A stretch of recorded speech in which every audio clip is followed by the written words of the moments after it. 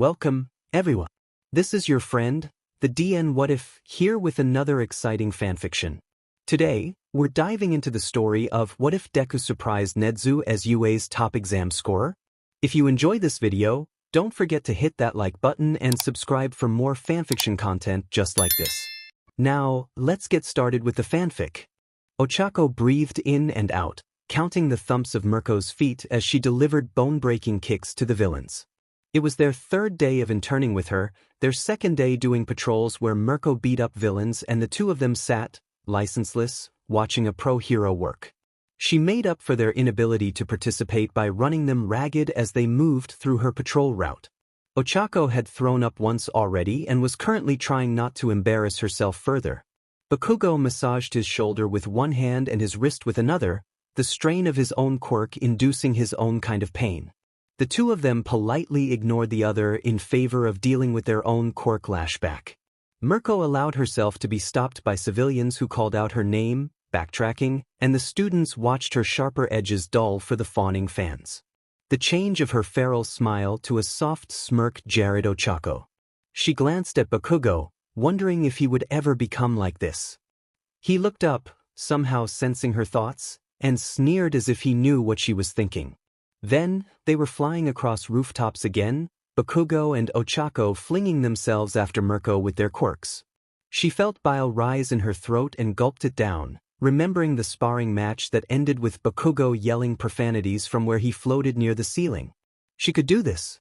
Her muscles burned from the exertion, but Ochako refused to fall behind the two of them. By the time they stopped, the sun had sunken into the horizon and her limbs turned to jelly upon the realization that the exercise was finally being stopped. She cursed softly as she stumbled into the showers, washing herself at a sluggish pace, and pulling on her clothes like her limbs were heavy with weights. She vaguely realized Bakugo was pulling her to the common area, speaking to her in gruff tones about stretching.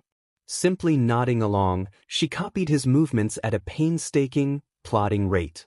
In the morning, she woke up in her bed, not remembering ever peeling her body off the floor, and nodded to Bakugo in thanks when she saw him in the kitchen. He huffed and turned away from her. The two of them had fallen into a routine of sorts, neither of them speaking much during their interactions, but they formed a camaraderie with each other. A type of respect for each other that acknowledged that they were both formidable opponents. Mirko put them through hell and there was no time for bickering when the two of them were too busy attempting to catch their breaths any time Mirko gave them an opportunity. "Arm doing okay?" she asked, biting into her food. "How are your shitty muscles?" he said in return, turning on a blender. Alright, so both of them were a little worse for wear. When the blender stopped, silence shrouded the room, but by now it didn't bother either of them. The door slammed open and Ochako choked on her food. She coughed, dislodging the piece of bread in her throat, and watched Mirko slap her hands onto the table. "We're going on a night patrol," she smirked. Ochako shared a glance with Bakugo, communicating the challenge that they set for themselves. Mirko, being her own brand of crazy, made them do trust exercises all day. Ochako's body buzzed with anticipation, the world dark around her.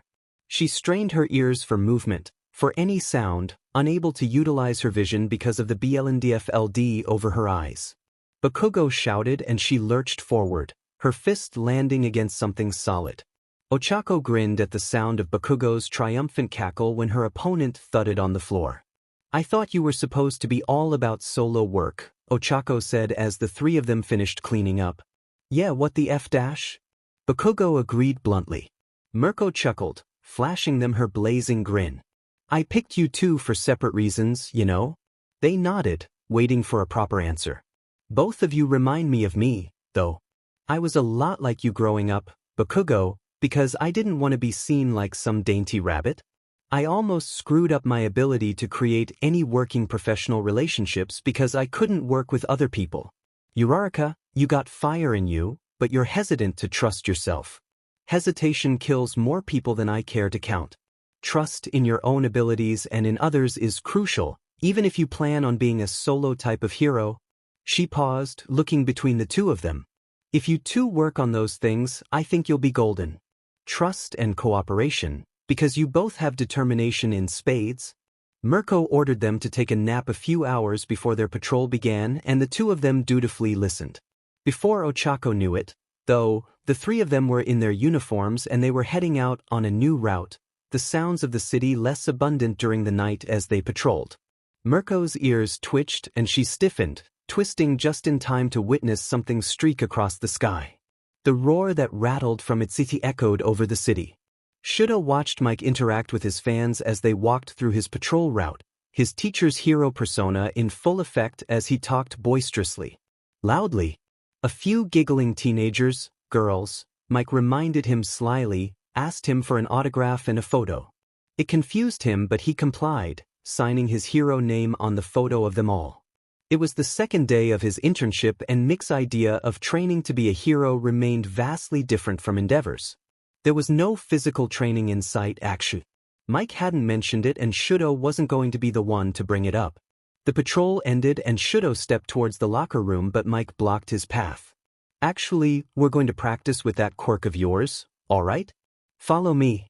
Dread snuffed out the comfortable atmosphere he allowed himself to bask in around his teacher these past few hours. Mike carried the proverbial weight of the conversation he started as they arrived in a training room. "'Kay, kid, you said that you wanted to work on control, right? Light up your hand, I want to see what we're working with." Cautiously, Shudo held up his arm, and, keeping a wary eye on his teacher, he lit a small flame in the palm of his hand. It sent spiders crawling up his skin, goosebumps rising in their wake. He repeated Izuku's proclamation to himself in an attempt to garner some confidence, chanting it's mine, not his in his mind. "How about some ice too?" Mike said gently, breaking through the gathering fog of thoughts. "I know you have more control over that, so show me a snowflake or something." Shudo raised his other hand, drawing together a palm-sized ice sculpture of a snowflake. His mother used to make sculptures of the family, beautifully detailed, and though the snowflake paled in comparison to her work, the reminder of her quelled the rising heat that the fire called from his core. "It's appealing," Mike assured him, taking the snowflake from his hand. He let his hand drop back to his side, listening to Mike talk. "I know your dad is all brute force and has an if I can throw a fireball at it, it isn't my problem type of attitude, but I would like to see if you can make something a little more. Do you want to try out anything?" It was weird how Mick's words left room for argument. Shudo could decline if he wanted to, and he had a feeling Mike would allow him to simply wash up if he said no. "Tell me," Shudo said quietly. Mike flashed him a 1,000-watt smile. Shudo thought all his smiles were very genuine for a man who smiled all day long. "Can you make it spin? Like a tornado, but tiny?" Shudo concentrated on the plume of fire and, slowly, it began to take shape, thinning as it spun. His eye tightened as he watched in bewildered fascination as the fire lengthened out into a longer, faster spire. "If it helps, keep making ice?" He listened, frost immediately falling from his right hand and coating the floor. "Can you use it like a WHP, you think?" They tested from there, finding out that he could potentially use a WHP of fire, but for now, the most he could produce was the WHP part. Any and all attempts to control the WHP ended with the wall scorched and Mick's banana hair being nearly cut off. "May I try something?" Shudo asked, surprising himself with the request. It was a testament to how comfortable he felt, that he thoughtlessly said such a thing. His father would never have allowed him to experiment and possibly procure a superior idea to whatever he had in mind. "Go ahead, listener." Something unfurled in his eye, the tension in his shoulders lessening as he collected heat in his fingertips. Shudo carefully twirled the fire from each individual finger into a small ball in the center of his hand. It churned with building heat, the perpetual fuel of flame making it remain in constant motion. Mike observed him silently, watching the sphere become brighter and brighter until it appeared to be its own sun. Heat rolled off of it in waves, filling the room, and Shudo's hand began burning. "Where can I throw it?" He practically shouted in his urgency. Mike sputtered for a second, then pointed at the wall on the far end of the room. "That one's supposedly fireproof." He chucked it at the wall and the mini-sun went through it. Like a hot knife through butter. Both of them stared at the hole in shock for a moment, disbelief gluing them to the ground. Jerking from his stupor, Shudo lurched after it, hoping that his experiment would not kill some poor person walking by. "What room is on the other side?" he asked hastily. "Nothing," Mike hollered back, sounding slightly panicked. "It faces an empty building dash." The sound of shattering glass cut him off, and they both shared a glance before bolting out of the room. "Present Mike." "Sir, something exploded in the dash." "I'm on it." He interrupted the worker, sprinting past his harried employees with Shudo hot on his trail. "Don't worry about it." A few hours later, Mike was patting him on the back as he handed a grouchy real estate agent a stack of signed papers. "Well, kid, you blew up the top 2 floors of a building and seared a hole in my wall." He put his head in his hands and Mike had the audacity to laugh. "Don't look so down. All you really did was scorch the place and blow out some window panes. I'm proud of you for coming up with that, though I guess I should have known to stop you sooner." "No, it's my fault. I must apologize again dash. Kid, this is gonna be a great special move." He smirked. "Oh, I can picture Aizawa's face now. I destroyed a building dash. It was only the top floors." He batted his hand in the air as if the motions could ward off their problems. "It's a building that UA will send Cementos to fix and pay the people who own it. You're here on an internship, so the only thing I'm being held accountable for is keeping you from taking out another building." His third day was far less adrenaline-inducing, but then they were back in the training room and he carefully avoided looking at the flex tape that covered the hole in the wall. "Any other ideas?" Mike prodded, dutifully ignoring the how as well. "We should probably refrain from concentrating too much heat like last time, but anything else is fair game." Shudo blinked at Mike in incredulity.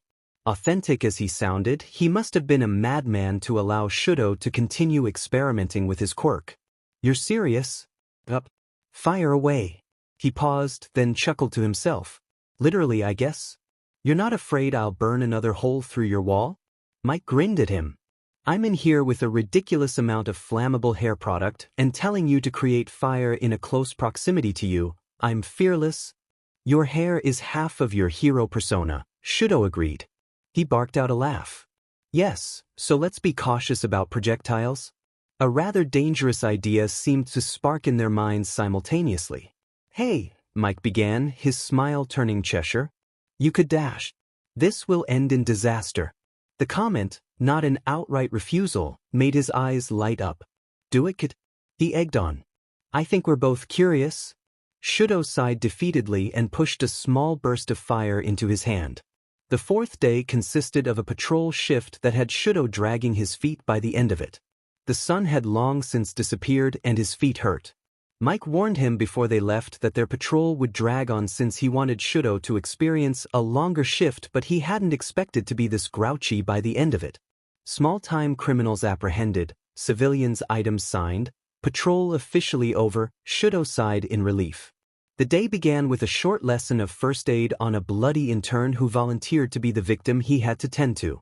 The intern was overdramatic on many levels, screaming when he pressed his hands over one of his wounds, swooning, wailing, and shouting curses angrily as he walked through the steps to tend to each injury with an incredibly serious Mike. It was only after the lesson was, the intern dead yet still groaning loudly, that Mike burst into giggles. "Okay," Mike said, stifling a yawn. "Time to head back to the agency and dash." His eyes snagged on something in the sky, his gaze narrowing behind his glasses. Before Shudo could turn to find the source of his distraction, Mick's eyes widened. The next thing Shudo knew, he was face down on the pavement, Mick's body above him. "Up," he said frantically, pulling Shudo off the floor by the back of his costume. "That was a Nomu. I don't know what it's doing here, but we need to make sure it dash." A scream erupted from a distance, others following it in rapid succession. Mike cursed, stepping towards the sound when something else rumbled the ground beneath them. Shudo flinched at the sound of an explosion coming from the direction the Nomu flew in. In the distance, roars erupted from within Hosu. "What are you fiddling with?" Izuku jumped in his seat at Gran Torino's voice. He heard Mirko stifle a laugh and glanced back down at the tiny gadget he put together with Gran Torino's old microwave parts. "It's just a beeper, really," he explained, gesturing to its counterpiece.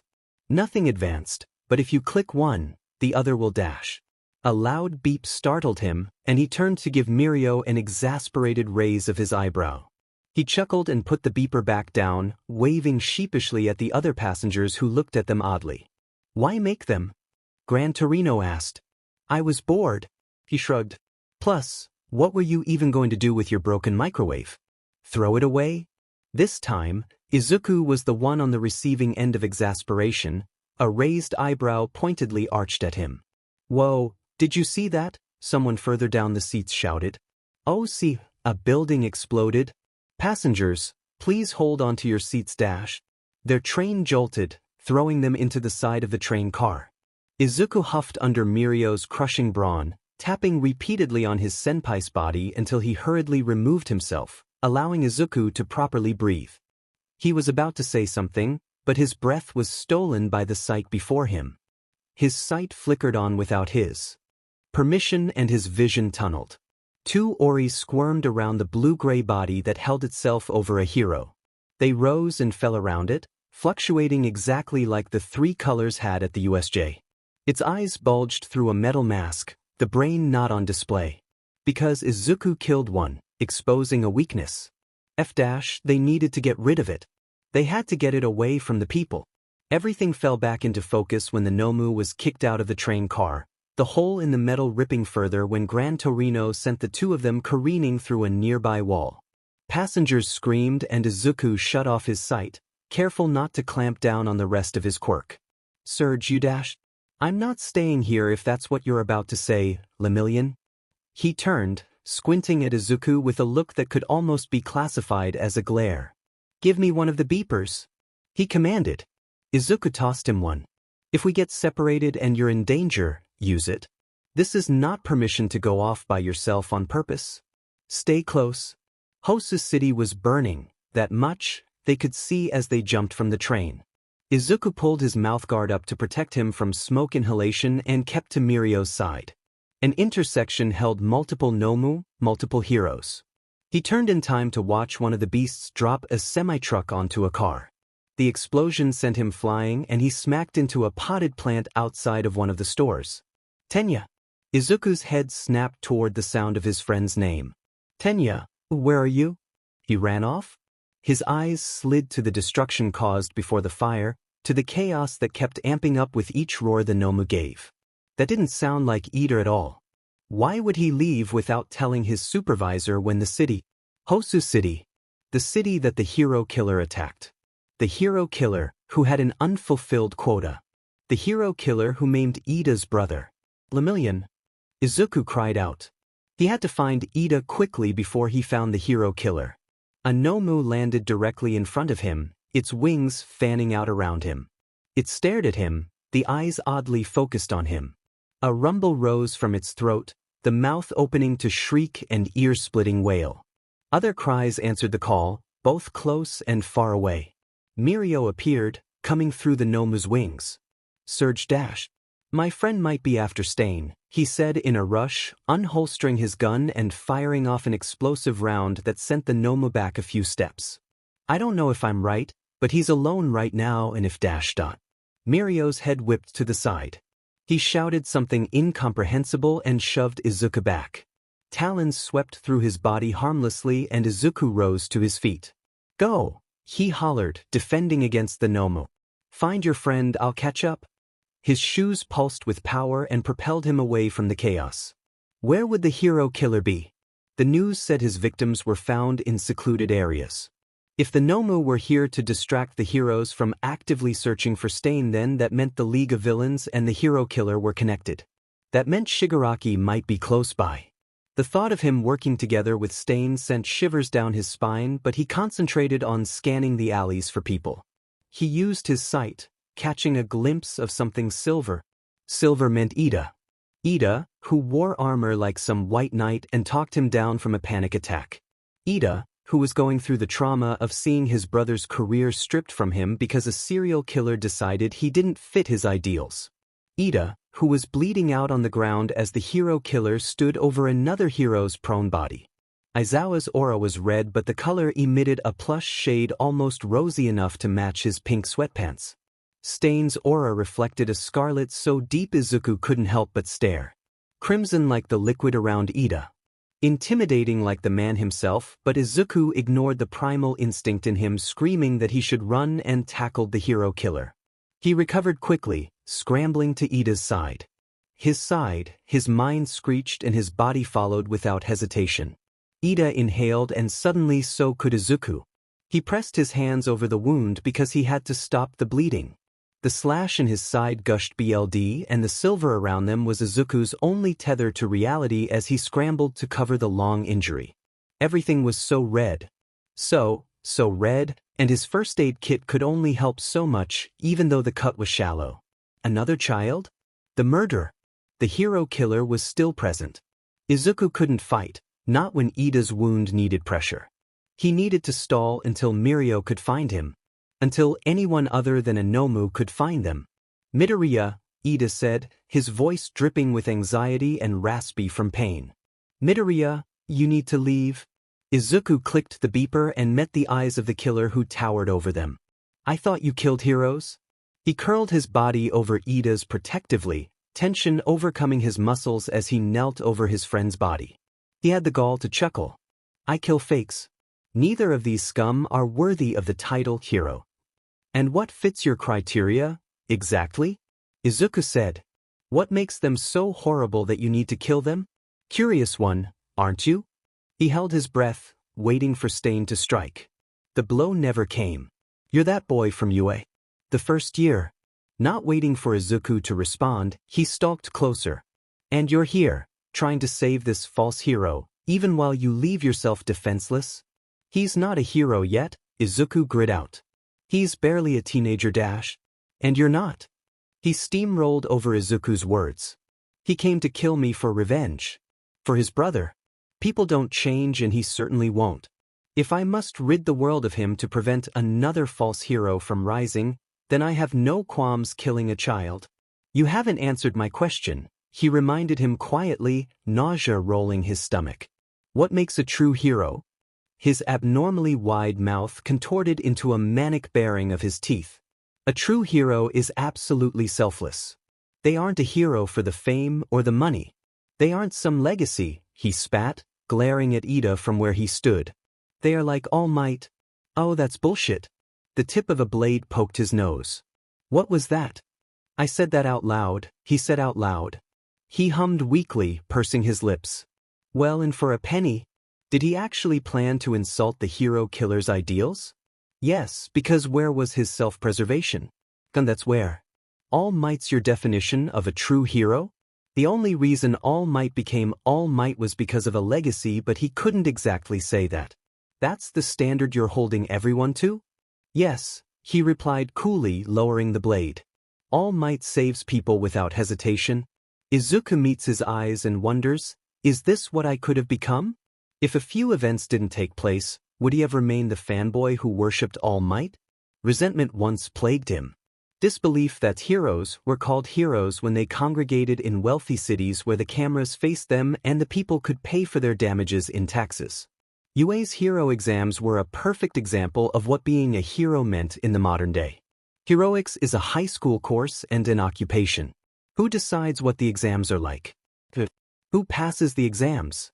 People with flashy, physical quirks. What kind of heroes do they become? The eye-catching kind.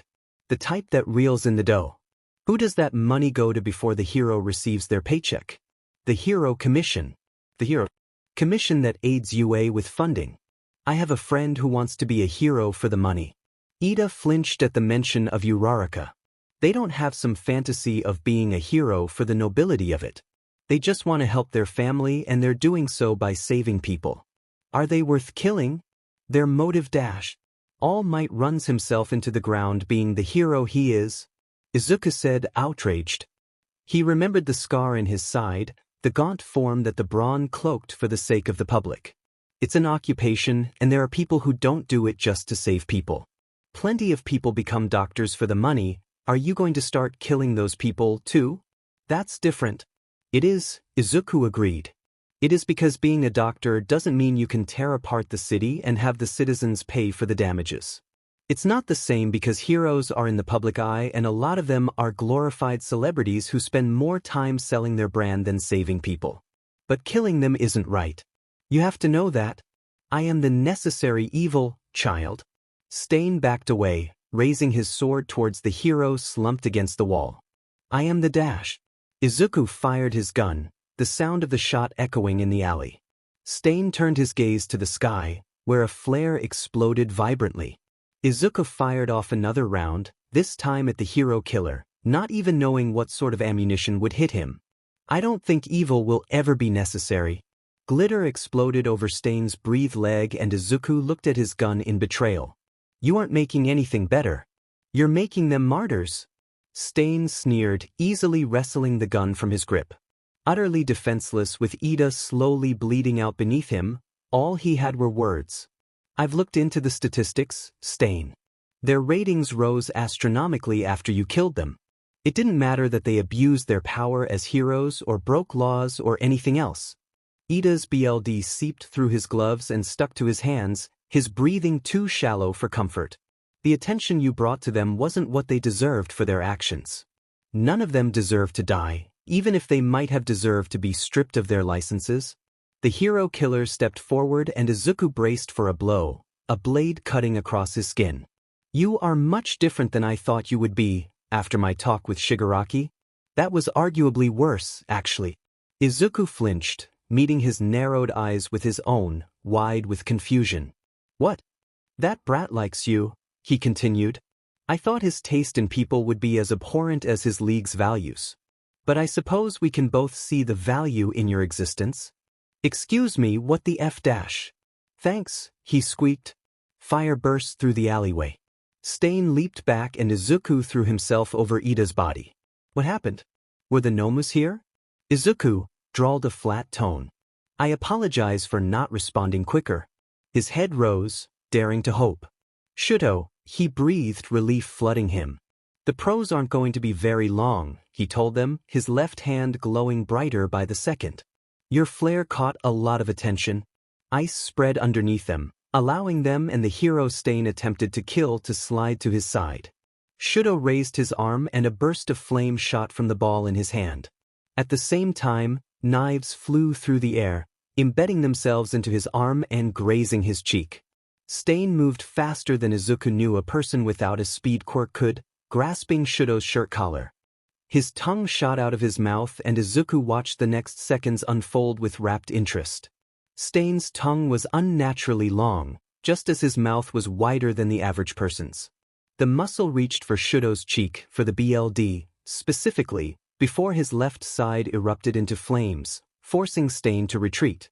BLD, he blurted softly. Stain's eyes flicked to him. His quirk needs him to ingest your BLD for it to work. Smart, Stain retorted. But it won't help you. He charged, knives flying, and Izuku could only shield Ida as Shudo defended them. He cried out when a blade lodged itself in his shoulder. The shock of pain sharpened his focus and he searched the ground, knowing it could not be far. His gun lay abandoned by a spike of half-melted ice, the strip of rainbow stark in the dark alley. Izuku took his gloves off, eternally thankful that he had chosen to wear the gloves that only rose halfway up his forearm instead of the ones that covered the skin up to his biceps, and pressed them into Ida's wound. Gently, he brought Ida's arm over the cloth, meeting his friend's eyes. Don't die, he ordered, springing from his position at his side. The sudden movement caught their attention, but by then Izuku was already aiming. Glitter burst in Stain's face, showering him in pink dust, then stick hit his wrist into the wall, crawling up his arm and onto the building before he managed to pull away. Stain met his narrowed gaze, the gun in his hand still raised, and bared his teeth in a grin. Glitter hit his forehead dead-on at the same time Shudo's ice encased his body. The adrenaline didn't dissipate with the end of their fight, not as Izuku rushed back to Ida's side. Still alive, he queried. Ida's voice sounded far too strained when he drew in a breath. Midoriya dash. Shudo, he called, bringing the boy to their sides. How good is your first aid? The actor in turn that volunteered dramatically died in my arms. Not willing to give the sentence any thought in the present moment, he gave him supplies. Good enough. Ida made a weak squawk of indignation. Help me. They worked together, talking to each other in low murmurs until someone new entered the alley. Shudo shot to his feet, hands frosting and heated for another fight. Whoa, it's just me. Mirko put his hands up. I brought Dash. Pyrus? A supercharged yell rattled their eardrums. Izuku blinked at Yamada as he barged in after Mirko. Surge? He stared at Izuku incredulously after spotting him. Shuda's going to kill me, he muttered to himself. His eyes traveled behind them, where the hero killer was encased in ice. Squinting, he pursed his lips and sighed. Later, he decided. An ambulance is on its way, along with more heroes. Lemillion, get them out of here. The EMT bandaged his shoulder dutifully and he ended up standing with Yamada while they chained up the hero killer's unconscious body. Your other parents and your siblings are on their way. He glanced over to where Gran Torino conversed with Mirko. I don't think Sir Naitai is going to be safe when they all arrive, kiddo. How has the internship gone? You haven't called us since that first night? Sorry, he mumbled, leaning into his side. They've been nice. Naitai apologized for being rude and dragging me to Gran Torino's. I think I speak for all your parents when I say we will want to know a little about that secret. We need to know if it's dangerous. Izuku tugged on his arm, stepping in Gran Torino's direction. I'll introduce you guys. Come on, Dash. Duck? Izuku did not duck. Claws curled around his abdomen, dug through his costume painfully. Shouts of his name were carried off by the wind. His shoes powered on and they swerved, but without his gun, Izuku had no viable way to break the Nomu's hold on his torso. The grip around his sissy tightened painfully, his ribs creaking dangerously as they flailed in the air. Wheezing in breath after breath, Izuku's vision turned spotty and dark. An undetermined amount of time passed with the wind shrieking in his ears until he hit a surface with enough force to jolt him into consciousness. He choked on a gasp, heaving in air. Told you to be careful with him, hissed an oddly familiar voice. You almost suffocated him. Be lenient, the Nomus are not suited for complex orders. Complex? Izuku stared at Shigaraki and Kurogiri from his place on the gravel of the rooftop, curled into himself, still attempting to catch his breath. How was that complex at all? Shigaraki growled. Glowing yellow eyes met his before returning to Shigaraki. It seems our guest is with us, Tomura. Their eyes met and Izuku felt like the air in his lungs had been knocked out of him again. Shigaraki's stare was so unlike the one he had given Izuku at the UFA. The softness in his vermilion gaze reminded him too much of the little boy he shared that tiny room with. Hey, Izuku. Izuku responded without thinking. Hey, Riki. Izuku tensed under Shigaraki's steady gaze. Goosebumps rose on his skin and the urge to flee was overcome by the striking memory of the Nomu's claws squeezing his ear.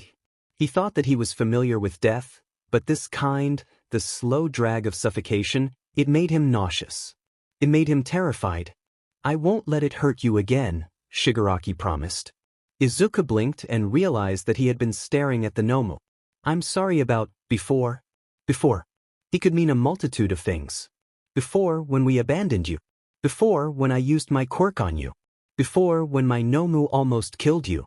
Why am I here? His voice cracked, still ragged from wheezing and from the emotional roller coaster that's been the night. The scar that Shigaraki gave him twinged, but that could have been because of the stab wound Stain gave him. He stood, swaying from the lightheadedness, and eyed his old friend warily. Kurogiri had disappeared, he noted. We're friends, he stated plainly. I wanted to talk. So you kidnapped me? He quipped. Gee, I wish you'd done this when I hadn't just been stabbed. Maybe I would be in the mood to chat like we're still little kids. Shigaraki's eyes flickered to the white bandages over his hero costume with narrowed eyes. You were stabbed? What happened? Oh, what could have possibly happened to injure me when your Nomus were ravaging the city? He glared, fighting to see the man who almost murdered Aizawa, the man he was growing to see as a father, and not the boy who he befriended. Your buddy Stain is a real pain in the butt, with his delusions of being a hero by killing heroes. Buddy, he ground out. Izuku blinked. You're not working together? No, he spat. I would never work with all-might-loving scum like him. He raised an eyebrow, inching towards the edge of the roof. Sounds like a touchy subject. Did he insult your choice in accessories? Izuku pointedly gave him, and the hands curled around him a once-over. Because if he did, I can't blame him. Huffing, he watched Shigaraki roll his eyes and take off the appendages. Izuku dash.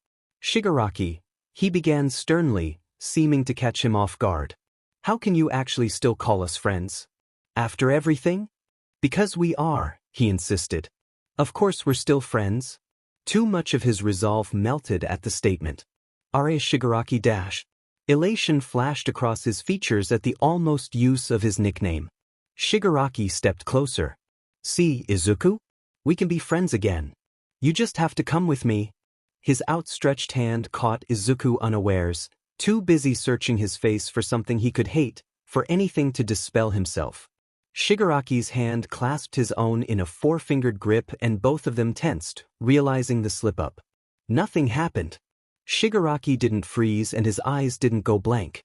Izuku ripped his hand out of his grip, his breathing turning rapid and panicked as he stumbled back. W at the F dash, he whispered in profound confusion. What the F dash? Izuku dash, Shigaraki called out, reaching again. This time Izuku reached back, grabbing his hand with his bare ones and not making an effort to suppress his quirk. Again, nothing happened. His legs gave out beneath him and Shigaraki followed him to the ground. Izuku? He tried again, bringing his other hand to hold Izuku's as he cried. You're not dashed, he gasped, blinking away the tears in his eyes.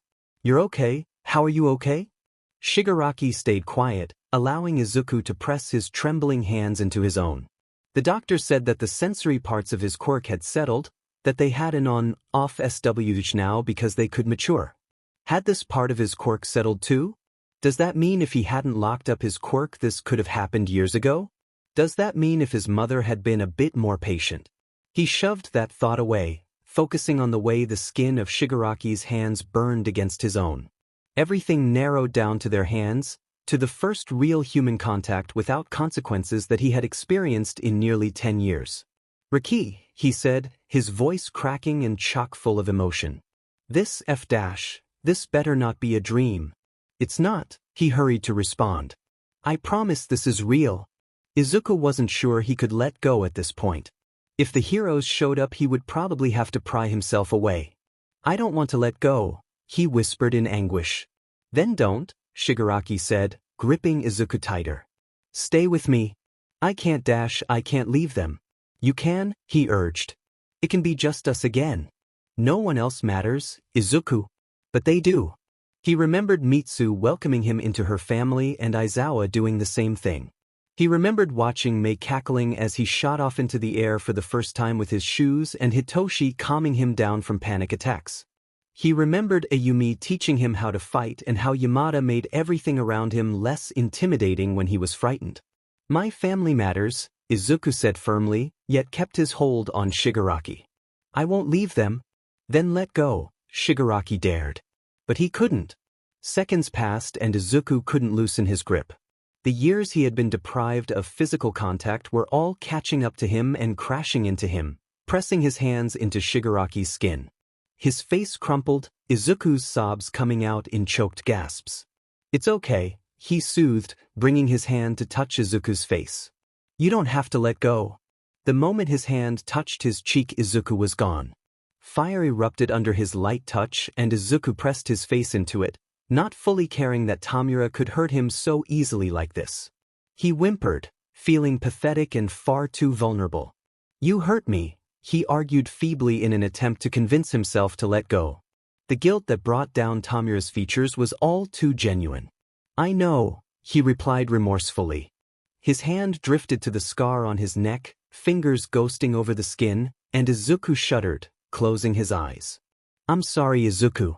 I won't ever do that again. Please, come with me. He pressed his face harder against Tomura's palm, opening his shining eyes. Surge. Tomura was wrenched away from him, Gran Torino's figure registering in his mind. Suddenly everything was too cold, the space in front of him too empty, and he felt immobilized by the abrupt change. Izuku, said a new voice.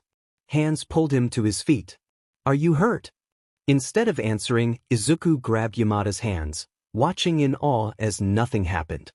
His touch was akin to a blaze in the midst of a blizzard, and he clung to the feeling just as much as he clung to the man in front of him. "Don't do that," he admonished, ripping himself from Izuku's hold. "Don't hurt yourself." "I'm not," Izuku blubbered, reaching out. "I'm not. I please dash." Something hit his injured shoulder, digging into his wound, and he didn't have the strength to stay conscious. Shoyuda is going to kill me, Hisashi thought for the millionth time that night as a chunk of the wall hit Izuku as Gran Torino kicked off of the half-disintegrated floor of the roof after the disappearing figure of Shigaraki through a warp gate. He caught Izuku, carefully avoiding his exposed skin. The kinds of memories brought up by this second reunion were likely not the best kind, judging by how frazzled and out of it Izuku had been. The hero killer's temporary escape in the commotion of Izuku's kidnapping and the final message he squeezed in had glued them all to the street for a solid minute before everyone burst into action. The heroes split between recapturing a frostbitten serial killer and recovering Izuku. "The only ones allowed to kill me are All Might." Stain raised his maskless face, and the pure killing intent rolling off of him paralyzed them. "And Surge." The obscene amount of glitter on his thigh and face didn't do much to lessen the fear factor in the heat of the moment, and as much as he wanted to know how Izuku had gained the respect of a notorious serial killer, he settled for carrying him out of danger and reluctantly handed him off to the paramedics. "Shudo," Endeavor said, stepping towards Hisashi's student. Todoroki stiffened, his face hardened. "Pyrrhus!" Hisashi shouted, cutting off whatever Endeavor had been about to say. "Let's go." The number 2 hero bristled. "Excuse me, I am Dash." "Yes, sir." Todoroki brushed past his father, swiftly joining him on the other end of the street. "Right?" Hisashi began, heading for one of the ambulances that hadn't left. "We're going to the hospital, too, actually." The ambulance they rode in had Izuku on the stretcher, face down, revealing the excess damage made by the debris. "Sorry we got separated." Hisashi nudged their shoulders together. "How you doin', kid?" "It's not your fault," Todoroki said firmly. "You had a job to do." Those words pulled on too many of his heartstrings and rang too many warning bells. "Yeah, listener, I'm a hero. But look at me," he met his student's eyes. "I am your teacher. And on this internship, my top priority should have been keeping you safe. Understand?" At his nod, Hisashi leaned back into the wall of the ambulance. "I just hope that the police are lenient with you guys." "With us?" he asked incredulously. "Quirk usage in public without a license," he grumbled. "The laws surrounding illegal quirk use can get pretty dicey in situations like this, but you could be barred from the hero course if the police decide to charge you." "Us?" he said again, furious. Izuku and Ida nearly died. Without Ida there, Native would have been murdered, and if Izuku hadn't found them, Ida would have bled out. "Are you saying we should have just stood by?" "No, but I can't condone any of your actions either." He sighed, rubbing his face. "The way it looks, all 3 of you broke the law and used possibly lethal force to take down a villain without the authority to do so." Todoroki clenched his jaw. "Isn't it a hero's job to help people?" "It is, but none of you are heroes yet." Hisashi took off his present mic glasses, looking at the soot smeared on the surface. "All of your supervisors, myself included, could face serious repercussions." His anger deflated. "Oh," he murmured. "I don't regret what I did. In my opinion, you shouldn't," Hisashi confessed. "But it's up to the police of Hosu to decide how harshly all of you will be punished once the reports are filled out." "I don't think Izuku even used his quirk during the fight," Todoroki mumbled into the silence. "He only used his support items. So, he was the source of the glitter." Todoroki snorted. "I suppose so. If Shoyuda had to put up with another moment of Mei and Hitoshi making jabs at each other, he would leave them on the side of the road. He will make them wish that all trains to Hosu hadn't been delayed because chucking them out of the car honestly felt like a viable option at this point." Izuku and Hisashi's radio silence, with only the fact that both of them were somehow involved in the hero killer's capture, had put them all on edge, and the kids seemed to be coping by insulting each other passive-aggressively. "Is that the hospital?" Mitsu pointed out the tall building. Ambulances were still shuttling people in, and the parking lot was the nightmare kind of crowded that Shoyuda would not have the patience to deal with. The video of Stain proclaiming his ideology had gone viral in mere hours, and Izuku's hero name had been subjected to scrutinization, the question of who Stain put on the same level as All Might high on many people's priority list. Mei and Hitoshi took one look at the serial killer's glittered clothing at the beginning of the video and had alerted their parents, because who else besides the problem child would leave Stain covered in glitter? Getting into Hosu had been a horrific endeavor filled with road rage and tense silence, but getting near that hospital would kill him, surely. This was why he didn't drive. Why hadn't he convinced Mitsu or Yumi to do it? Finally inside the hospital, the five of them were able to find out where Izuku was staying. Apparently, Hisashi hadn't been injured enough to warrant a stay, which Shoyuta considered a dodged bullet. Hisashi ended up finding them, saying he was on his way back from getting a coffee, and brought them back to the room. "I don't know how much I'm allowed to tell you," Hisashi said slowly. "So, I'm just going to tell you everything I know before they forbid it," he finished quickly. They all agreed to the decision without argument and allowed him to reiterate his knowledge of the story that took place during the previous night. Nomis attacked Hosu. Hisashi and Todoroki got separated, and when Izuku's flare went up, Todoroki responded. Said flare was sent up because Ida was bleeding out and Izuku was alone with the hero killer. They fought, won, and Stain was apprehended. Izuku was kidnapped by a Nomu, and Stain took advantage of the chaos to spit out a last-ditch, "I'm better than you, but not better than All Might and Surge." Stain was captured again, and Shigaraki's talk with Izuku really messed with him. Fun. His kid's hero name was being plastered everywhere on the internet because of a serial killer, and his trauma had been brought up because he had to face one of the sources of all the bullshit in his life. Hisashi said that the kid touched him, barehanded. Izuku was constantly terrified of taking off his gloves around them because he didn't want them to be caught up in his quirk. For him to instigate physical contact without hesitating was completely out of character. Shoyuta knew Izuku took his orders not to suppress his quirk to heart, so it was a shock to hear Hisashi tell him the kid reached for him. The range of his temper seemed to grow, though, as he thought about what Shigaraki possibly could have done to make Izuku hurt himself like that and undo the healing they had done over the past few weeks. Ida was wheeled in, and once again, Shoyuta wondered what the hell had happened. He rose from the floor and walked out of the room to get a coffee and hoped the beverage was as okay as Hisashi claimed it to be. The vending machine spit out the can when another person. "Hello," he said to Sir Knight. "Yes, hello," he replied curtly. "Would you step aside, please? I need to use the vending machine." This is the a-hole that's been teaching Izuku? Perhaps his observations were slightly skewed by his pulled-together image of the man he had gleaned from a few honorable mentions when working with the police and what Izuku said about him, but the man was living up to the hype. Izuku should have been cities away from all the chaos that went down last night, safe in Sir Nightai's agency, but because he dragged him out to Gran Engi Torino's, he was in a hospital bed.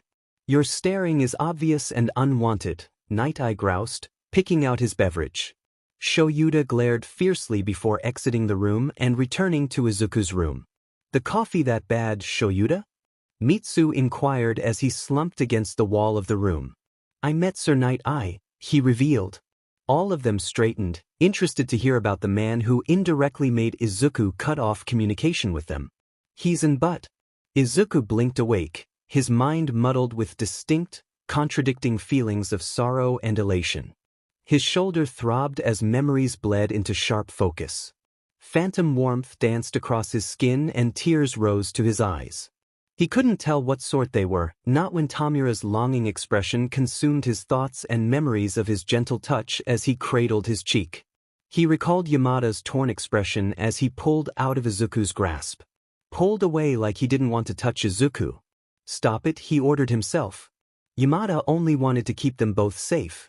"Izuku." He replied distantly.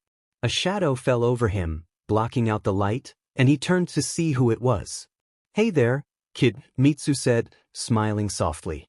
"Feeling all right?" The need to touch somebody crashed into him like a tidal wave, a command demanding to be followed. Mitsu's hands were calloused and large, unlike Tomura's and Yamada's. And just like their touches, this one was fleeting. She jerked away from him and the rest of the world came into focus as unbidden hurt washed over him. His family sat around him in various degrees of distress. He sat up, ignoring their words telling him to stay laying down. His ribs ached as he moved, but he was used to pain. "Please," he rasped, his throat dry. "Please let me dash." "Stop suppressing your quirk," Aizawa said gently. "I don't know what Shigaraki said, but dash." "Am not," he interrupted. "I promise I'm not, so please just dash." Mitsu hesitantly reached her hand out towards him, her eyes a blazing bronze, and he latched onto her, pressing their skin together and relishing in her warmth. "He's not lying," she whispered in awe and disbelief. Her copper-colored eyes shined with tears. "He's not lying. Stop moping around, Mirai." Gran smacked the back of his head. A feat, considering the height difference. "It's not your fault the kid had to fight a psychopath." "But it is." His head weighed heavily in his hands, the coffee he had bought growing condensate atop its coaster. "Too much of this is my fault, Gran." "The quirk bit is your fault, yes," he agreed bluntly. "But tonight was not. Stain's actions are his own and so are the League's." "Yeah, chin up, sir," Mirko said cheerfully. Tashinori had been forgiving when Mirai told him that Midoriya now knew the secret of One for All. He seemed amused, if anything, that Midoriya managed to piece the puzzle together in a single train ride. The non-reaction lessened the weight of the guilt on his shoulders, but only barely. And this. His student's hero name all over media outlets, and it would only be a matter of time before they found his actual name. An actual name that would lead them to the ongoing case that surrounded him and the family that vanished and the kidnapping that connected him to the League. The public would eat his story whole, like ravenous vultures tearing apart Prometheus. "Underground," the boy said. He wanted to be an underground hero. Good thing, he supposed, considering his reputation would likely be slandered if the truth about his history was laid bare for the media and public to scrutinize. Mirai wouldn't let it happen. He couldn't bear to fail him so terribly. "Time to meet the parents," Gran muttered as the chief of police entered with manual. They walked in silence, and Mirai wondered what he could say to the heroes and to the mothers Izuku mentioned. What could he say to the family of the boy he screwed up with? He couldn't ask for their forgiveness, nor did he deserve it, but he wanted a chance to do right by Midoriya. Manual opened the door and they filed inside the room. Mirai realized that all the patients were awake and sitting up. Midoriya's family crowded around his bed in an obvious display of who was related to who. Midoriya's family were all touching him in some way, on his bare arms, his neck, his hands. They all appeared to have red-rimmed eyes and seemed oddly happy. The sight baffled him because wasn't his quirk supposed to be affecting them? 3 women sat on one side, 2 appearing similar and another sticking out. 3 others sat or stood on the other side of his bed. Present Mike, in his civilian attire, a boy with wild hair, and Mirai held in a curse as he met the inky black gaze of a familiar stranger. The staring made sense now, hindsight slapping him in the face without mercy. Of course he would stare at the man who failed to maintain his ward's safety. The chief began speaking before he could say anything, thankfully. If he had been given the opportunity to speak, he surely would have fumbled. "So, you're the UA students who brought down the hero killer." "We are," Endeavor's son replied evenly. "Stain has severe injuries. He's suffering from burns and broken bones," he listed off. Mirai noted that Todoroki was steadily becoming more tense as the chief spoke. "Right now, he's in the hospital under strict guard." He went on to explain their situation, how things should go. Then he offered them another route, one less damaging to their futures. "All that aside, we can discuss another option.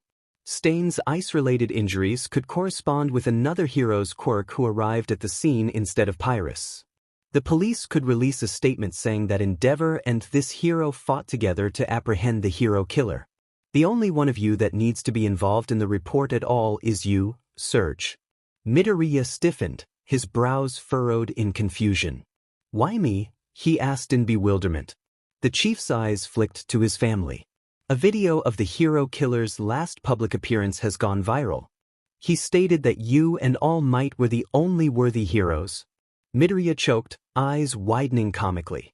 "Residue of your support gear has been taken note of and your existence is no longer going to go unnoticed." "Residue?" He flushed to the roots of his hair. You mean the glitter, don't you? I do, he answered solemnly. Precautions are being taken to keep your identity a secret. The last thing we want is for this to reveal your dash. He glanced at Ida and Todoroki. Past. Our plan is to give credit to Endeavor and Frost and mention that you had an encounter with him prior to his capture during the chaos in Hosu.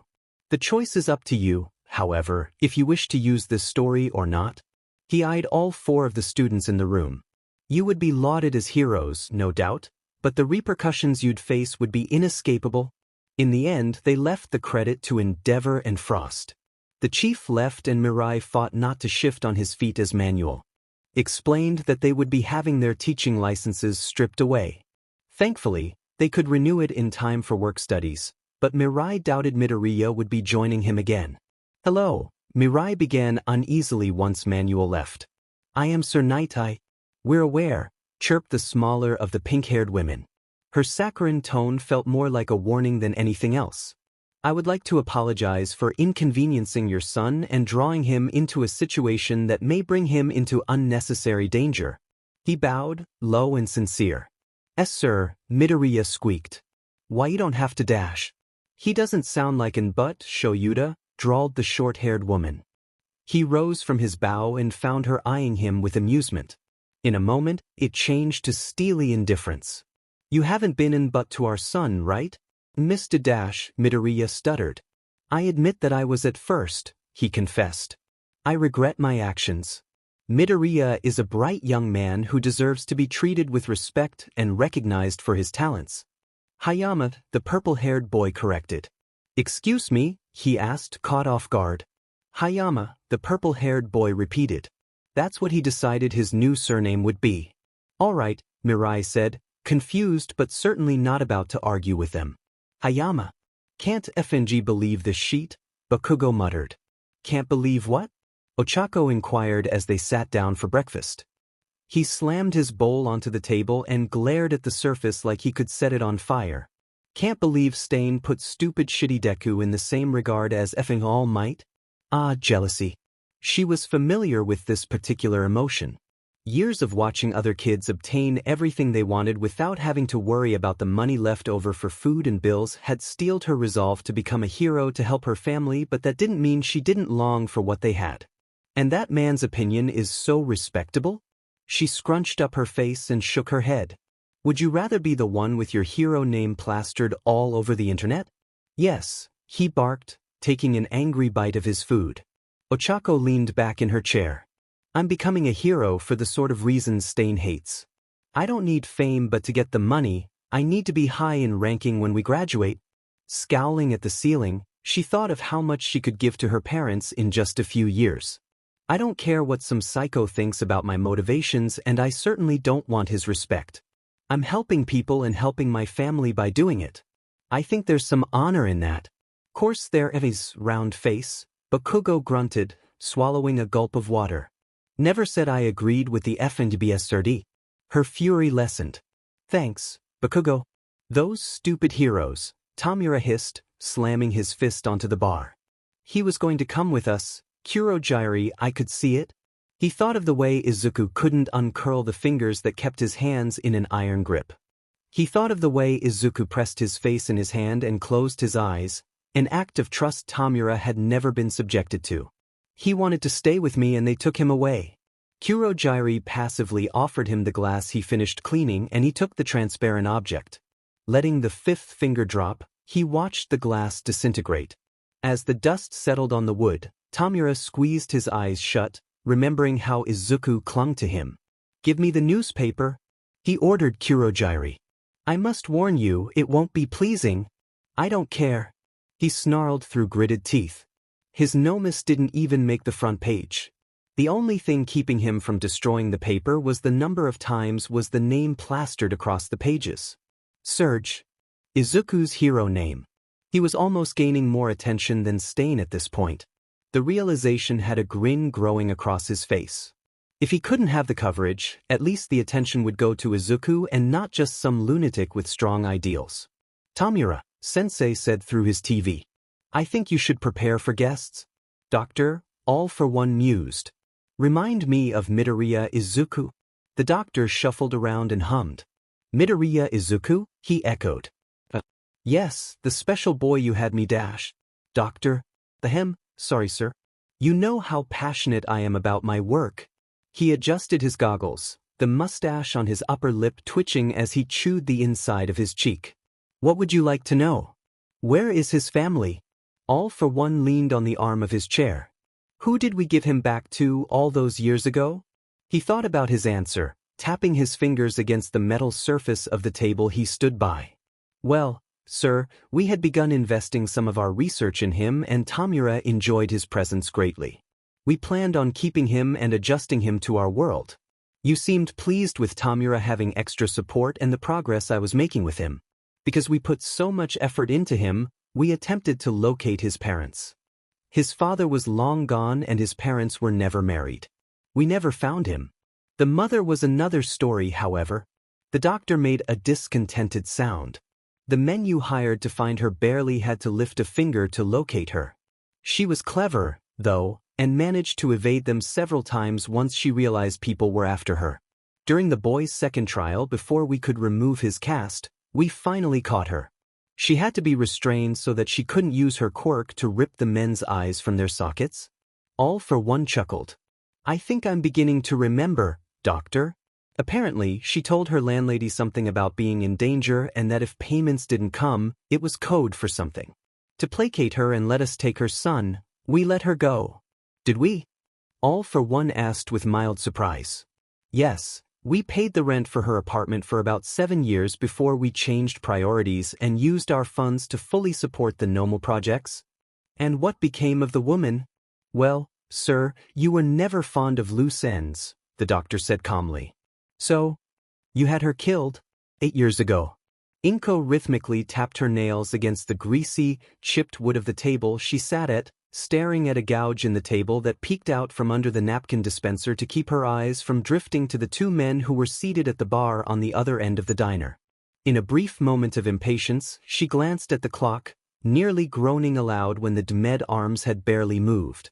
The nail of her thumb scratched away the already chipped nail polish on her other thumb, the flecks of paint collecting beneath her hands on the table. The men at the bar faced away from her, barely saying a word to one another. One of them was lean, the tips of his fingers torn up and scabbed over. He avoided using the lithe appendages, preferring to keep his palms face up and resting against the wood of the bar. The other was his companion's opposite. Large and bulky, his voice rumbling through the air when he deigned to give his stock-like friend an answer.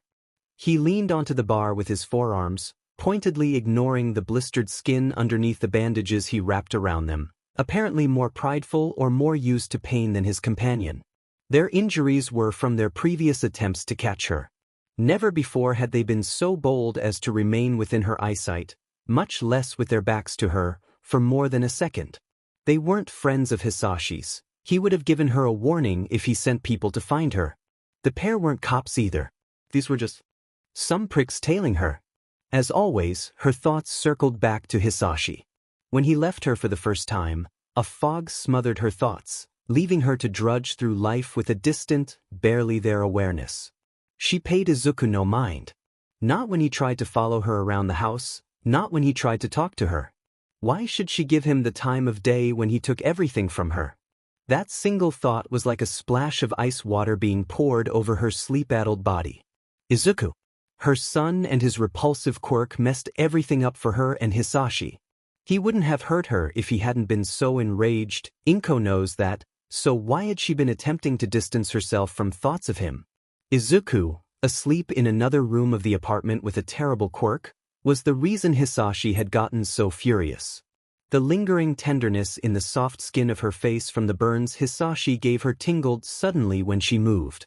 That night, she had gone into Izuku's room and stood over him, watching his ichi rise and fall, and remembered.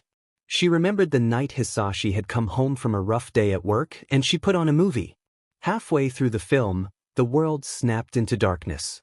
The change was so sudden and jarring, she almost didn't catch sight of the figure standing a few feet away from her. At first, she thought there was some sort of mirror effect. But then the entity began to talk. It smiled at her and spat at her, its moods changing with every jeer and insult it hurled at her, hitting her where the words would hurt the most.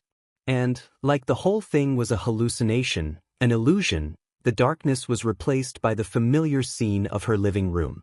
Hisashi's temperamental mood came back full swing. Remembering the fury burning in Hisashi's eyes, Inko stood over her son and wondered if she should simply put an end to their problems right then.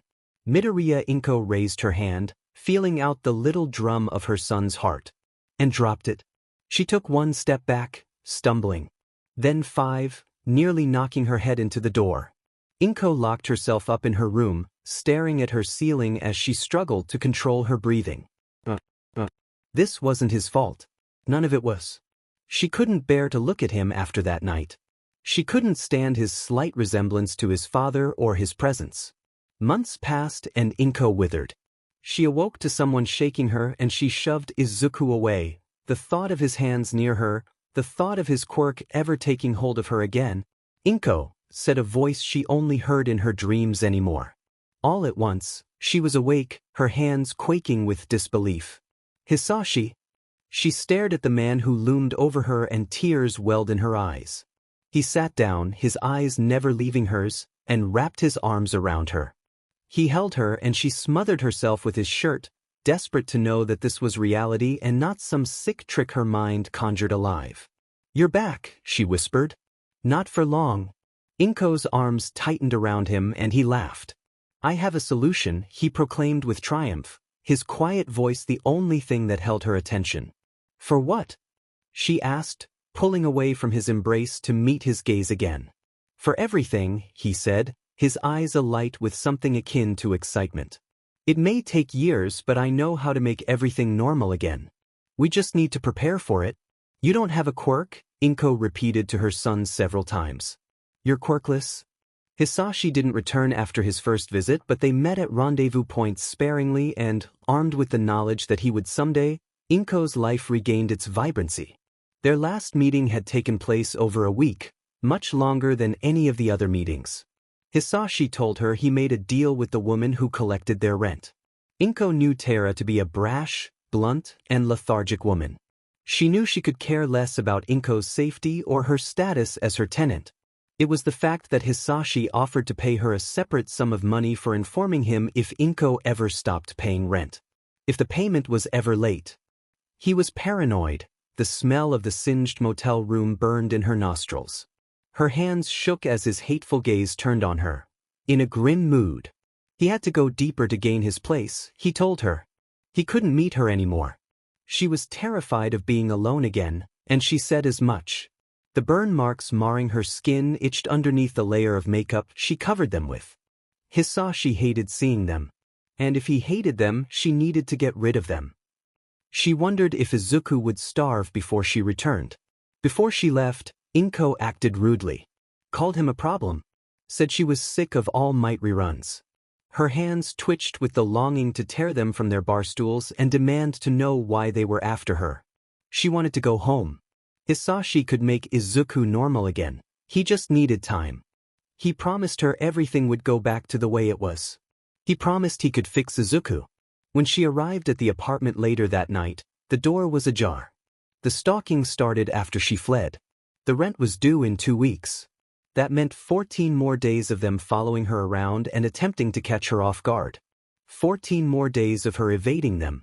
Inko paid for her coffee and left the diner, the wind chilling the air biting into her dainty hands and exposed face. She strolled away from the warmly lit building briskly and rubbed her hands together. The odd pair left not a minute after her. 2 weeks, and Hisashi would come for her. Resolutely ignoring the slashes riddling her body, Inko clawed her hands and jerked them back, ripping whatever she could from the man's body. He dropped like a puppet whose strings had been cut and she gasped for breath, the frigid air making her lungs constrict. Her wounds pulsed with pain and she put her shaking hands over the biggest one. A knife quirk. Why did thugs always have knife quirks? He was alone, for once, his buddy nowhere in sight, and Inko's gut churned with the knowledge that there was another, much larger, hurdle to jump over before she could return to her home. Thanks for getting rid of that snob. Shrieking, she whipped around to meet the meaty fist of the missing half of the duo. Slamming into the wall, Inko screamed and moved her hands out, desperately and blearily trying to locate his eyes. His hands wrapped around hers with ease, enveloping her small hands and squeezing. "It's nice knowing you're so weak I didn't even have to use my quirk," he smirked, his voice carrying over her cries. "What was that weird feeling around my eyes, huh? Were you about to do to me what you did to him?" His grip tightened, crushing hers further, and the pain knocked her out. Inko blinked awake, the side of her face aching. Her hands and the knife wounds were bandaged, but she was bound and unable to move. "Ms. Midoriya," called a disembodied voice. "It's a pleasure to meet you." She threw threats at them, telling them about Hisashi's deal, how he would know she was gone and come after her. But the chipper tone that this doctors talked in never changed. Then they proposed a deal. They would take Izuku off her hands and she would let him go quietly. When she refused, he rephrased, saying this was more of a polite gesture. They already had Izuku and weren't planning on giving him back. As she stared into her kidnapper's eyes, filled with bloodlust and psychotic glee, Inko knew there was no getting away. They had let her out, but she was stumbling and injured and stiff from being in the same position for so long. They sent him after her to let him finish the job, and her hands were still wrapped in bandages. Hisashi would find Izuku. He would find him and he would fix him. Inko ran at her attacker, a shout passing her lips as they curled into a snarl. His grin only widened. Shudo could hear Izuku shivering from his own bed and turned over on his side to face his friend. He was curled tightly into himself, face scrunched in discomfort. Being too cold or hot had never been a problem for him because of the nature of his quirk, but he had nearly developed hypothermia on multiple occasions because of his stubborn reluctance to use his fire while Endeavor was present.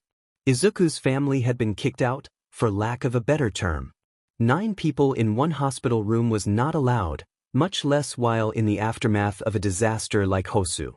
The moment they left, Izuku seemed to deflate, putting his hands over his arms and hunching over himself. He made conversation with Shuto and Ida, but his mood dipped severely after their departure. "Izuku," he called quietly. He opened his eyes and met Shuto's. They blinked at each other for a few seconds before he stuttered out a soft, "Why?" "You're cold," he stated bluntly. As if to prove his statement, another shiver racked his frame. His eyes widened with worry and he sat up, a shade of pink overcoming his face. "I'm sorry. I didn't mean to disturb you," he said quickly. Feeling his mouth pull into a small frown, Shuto shook his head and sat up too. "That's not what I meant." Pursing his lips, he tried to find a way to get his point across. "Would you like to be warm?" Izuku tilted his head to one side in confusion but nodded. Taking his self-imposed cue, Shuto removed himself from his own bed and padded over to Izuku's. "Here," he said simply, offering his left arm. An expression of befuddlement crossed his face as he looked from Shuto's arm to his face. "And I suppose you'll just stand there while I hug your arm?" he asked, hesitantly reaching for his hand. "Sure." Shuto didn't see the issue if it made him more comfortable. Izuku laughed, the sound pleasant to his ears, and clasped their hands together. The two of them examined the connection for several moments before Shuto felt Izuku tugging his arm. He shuffled closer, his hips pressing against the bed, and Izuku huffed. "What?" Giving him an amused but exasperated glance, he tugged on his arm again. "I'm not letting you stand there for the rest of the night," he replied firmly. "Plus, I'm sure it'd be warmer to hug more than just your arm." Despite being more or less of a social recluse for the majority of his existence, Shuto could read between the lines and understand what was being offered. Once Izuku shifted to give him more room, he climbed in the bed alongside Izuku. Unsure of where to go from here, he offered his arm to Izuku again. He gently grabbed the proffered arm and put the appendage around his shoulders, patting the hand once he released it, and slowly leaned both of them back into the mattress.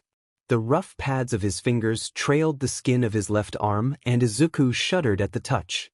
He halted the motion immediately, pulling himself back to check and see if he messed up. "Sorry," he whispered, remembering how scarred that arm was. The scar tissue of his own scar remained sensitive over the years, and he could only imagine the sensitivity that the damage he sustained would cause. Cursing himself, he opened his mouth to apologize again, only for Izuku to cut him off. Wait, it's fine, he assured, using his hand to put Shudo's back where it was on his arm. Your right hand is kinda cold, is all, he murmured, a less noticeable shudder passing through him again when his right hand made contact again. He pressed his face into Shudo's inside. Thank you. He didn't know what to say back, the situation much too foreign for him to be able to muster up a proper reply, so he curled his body around Izuku and tried his best to keep them both at a desirable temperature. Their new situation was rather comfortable, if a bit unfamiliar. Shudo couldn't remember the last time anyone other than his siblings touched him with such tender care, much being the one holding someone else. Izuku's breathing slowly evened out, his body growing lax as time passed, leaving Shudo to think. Hosu's chief of police had mentioned something about Izuku's past. The past he was referring to likely took place before Aizawa or the Hatsums stepped into the picture. The past where Izuku was alone and without a family. He cut off the train of thought before it could take him somewhere unsavory, and decided to focus on other things instead. Shudo hoped that Mike would let him continue his internship. If he went home now, the old man would have had no time to blow off steam. While he may be a BSRD, his father only took pride in his own accomplishments. Sometimes the media would paint him as the one to take down a villain, even if he only arrived on the scene to help with the takedown, and the miscrediting enraged him. Now that he's been given credit for apprehending the hero killer, something he wanted to do himself but wasn't able to, Shudo would bet he was more than irritable. The fact that Shudo and Izuku had been the ones to deal the most damage definitely didn't soothe his fury. Finding Izuku and Ito with Stain had surprised him, in all honesty. Up until he caught sight of the flare, he had been evacuating citizens and steering them clear of where the Nomu were wreaking havoc. Mike had given him orders to help people but not to fight unless strictly necessary. The ensuing fight between the three of them felt so short in hindsight. He couldn't even remember much of when they patched up Ida's wound. Remembering the sight of the winged Nomu taking off with Izuku made his arms subconsciously tighten around the smaller body he held. He had been sitting on the open end of one of the ambulances as a paramedic took a look at the injuries he sustained during and before the fight when people started shouting to duck. Chaos erupted as the creature flew away with Izuku and the hero killer managed to make one last stand. The wait for the heroes to return with Izuku had been torture. Alone and exhausted, he avoided his father until Mike came back, an injured and unconscious Izuku with him. Being reprimanded for doing the right thing felt disingenuous, but he understood the point they were attempting to get across. He understood where they went wrong and how the perfect situation should have gone. But there were no perfect scenes, no immaculate crimes. Stains certainly weren't. Shudo agreed that the law should be obeyed, but there were instances where the spirit of the law is more important than the letter of it. Of course, they should all avoid situations like this in the future. Definitely. Sighing, he dropped his face into Izuku's hair and closed his eyes, relishing in the comfort Izuku's presence gave him. Hitoshi witnessed the glorious emotions flickering through his dad's eyes as he stared at Izuku and Todoroki. Cuddling, he should add. Dad was staring at Izuku and Todoroki cuddling in a hospital bed. Todoroki's arm was thrown over Izuku, whose face was shoved into the crook of Todoroki's neck, and there was not an inch of space between them. Not one. Their legs were intertwined and Todoroki's face was half hidden by Izuku's hair. If he hadn't been so entertained by Dad's current crisis, he might have started thinking of how he would react later on, but watching his dad go through the 5 stages of grief while looking at his almost adopted son cuddling another teenager was enough to stall everything else. He took a picture of Dad and the 2 boys, knowing Pops would whine betrayal for weeks if they didn't immortalize these moments. I didn't realize they were. He gestured in their general direction with one hand before dropping it back to his side. Tension hung awkwardly in the air as the seconds passed by and Hitoshi finally let out a bark of laughter. They shifted at the sudden noise, Izuku burrowing further into Todoroki as Todoroki pulled him closer.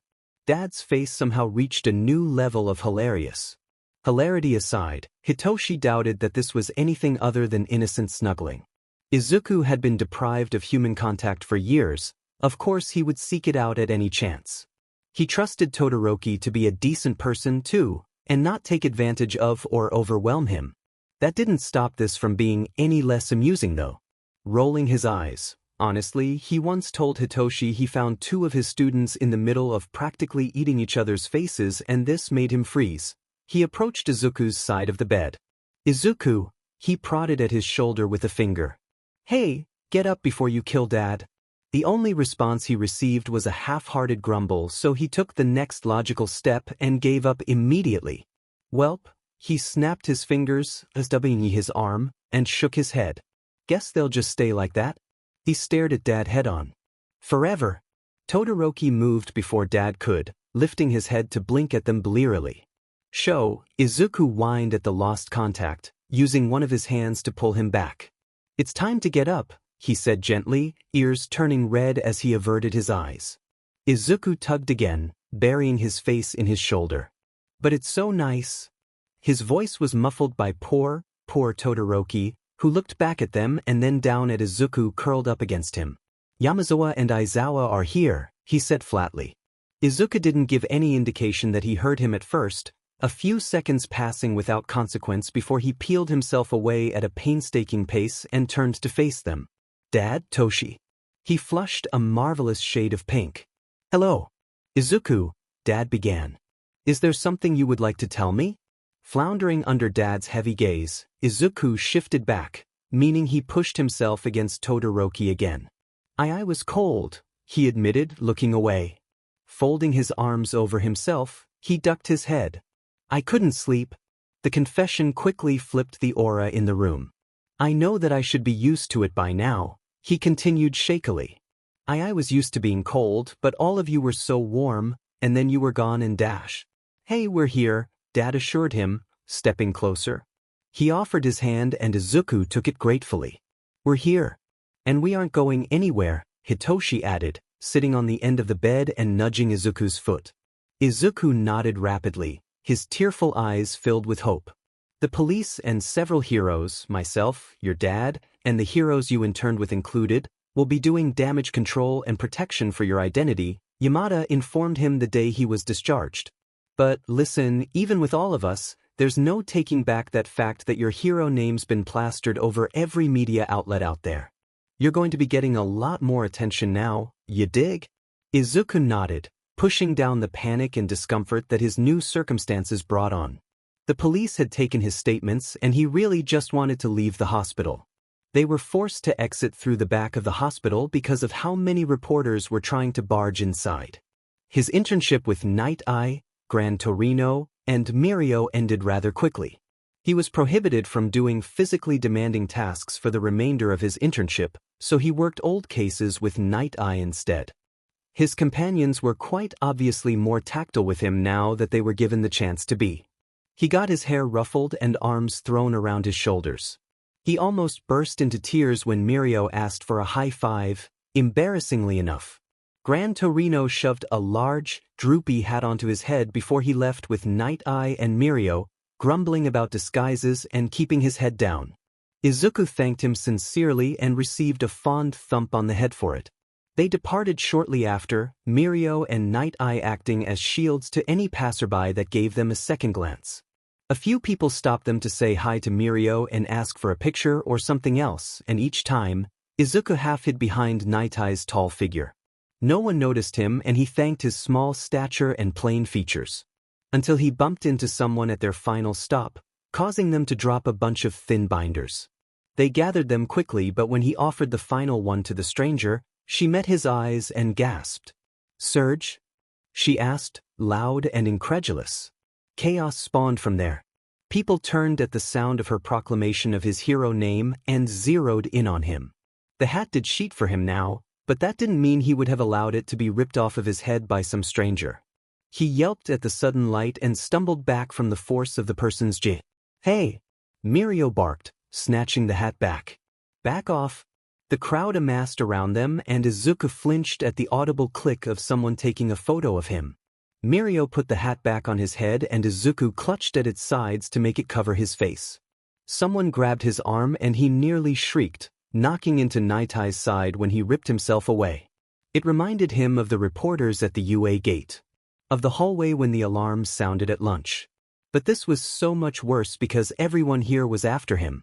He hated the noise of their shouts overlapping as they called his name.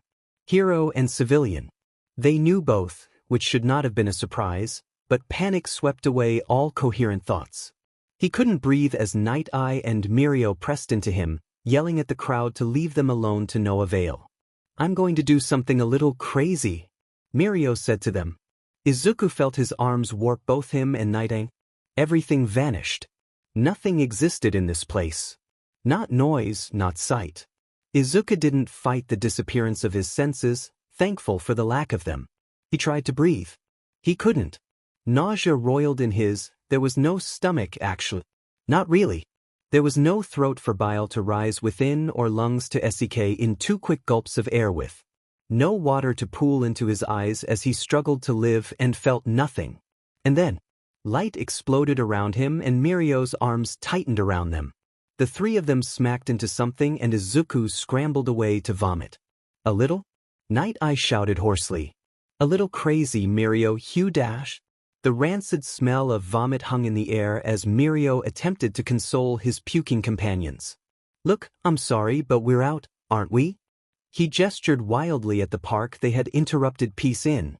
"I have no idea where we are, but it's definitely away." Izuku passed out. "Another way to get out of that, Mirko?" Izuku turned his head to see Night Eye pacing in front of him. "I understand that it was stressful dash. And Hayama was going to pass out." Mirko argued. "He passed out anyway." Night Eye snapped. The previous events came back to him and he inhaled sharply, checking to be sure that he could breathe and feel things again. Out into a coughing fit, mouth dry and bitter. What happened? He choked out, throat burning from the residual bile. Mirko shrunk away from Night Eye when his glare seemed to insist that he respond. "I used my quirk on both of you to get us all out of the train station. It mostly went according to plan. I knew that the first time can be really freaky dash, but you recently suffered from near suffocation and was likely in the middle of a panic attack, so the added stress knocked you out?" "Yeah," Mirko agreed contritely. "I'm sorry I'm Hai dash." "Izuku," he interrupted, rasping his name as he sat up. The world spun and blacked out before slowly righting itself. "And thanks." Both of them sputtered. "You're right, it was an overall terrible experience," Izuku said tersely. "But I don't know how else we would have gotten away." "This doesn't change that fact that you barely gave us any forewarning," Night Eye groused. "Did you even know what would happen when you used your quirk on us?" "Of course I did." Mirko squawked in offense. "Gran Torino and I tried it a few times after we were sure I could keep something in my hands when I go intangible. I knew it would be safe. Jarring but safe." Izuku had a feeling Mirko would get another earful about public quirk usage later, if the mutters he caught from Night Eye were correct, but he let the conversation end there. "So, you finally woke up?" Izuku startled at the sound of Mitsu's voice and belatedly realized that they were in the Hatsum household. The rest of them are out getting food, so brave for disaster. She nursed a steaming cup of tea between her hands, eyes flickering bronze for a moment before melting back into gold. Dinner was a crowded ordeal since Ayumi insisted that Mirko and Night Eye stay for a meal. After the initial quiet where people began to dig into their food, a ruckus broke out, Mei and Hitoshi making jibes at each other that included an awful amount of puns, Mirko joining in at one point to bring their face-off to a whole new level. Yamada and Mitsu talked together with Night Eye about something and Izuku snickered to himself at how distinctly out of place Night Eye appeared between their boisterous personalities. Ayumi and Aizawa simply watched things unfold with Izuku, only adding to the conversation when they wanted to say something. Izuku looked around the table and smiled, glad to be somewhere familiar. The doctor hummed as he clicked his pen, an eerie hue cast over him from the Nomu tanks. These next Nomu would not be ready for some time, no, but they were still on schedule. Oh, he hoped All for One would be pleased with this batch. They had such a quantity to prepare compared to their first attempts, and the doctor hoped they wouldn't simply be served on a platter for the heroes to destroy as they had been in Hosu. Pity, how their creations were made and taken in such rapid succession. Perhaps he should have a word with All for One about Tomura's impulsive actions concerning the Nomu. Or, well, perhaps not, considering he disallowed his successor from throwing out all the Nomu at once. All for One knew he simply wanted Tomura to understand. All for One always looked out for the doctor. That recruit with the seemingly impervious quirk, All for One drawled, calling the doctor's attention immediately. He seems familiar. As he always did when he needed it, the doctor filled in the blanks. Oh yes, he began excitedly. We hired him several years ago, sir. Remember how you asked about the Midoriya child? Ah? Thank you, doctor. He hummed, leaning back into his chair, the wires around him shifting as he moved. That would have bothered me for ages. It is always odd when you can't remember a familiar face, the doctor chuckled. I was visiting a long-time patient, the one whose successor is the man you think Tomura may partner with later on.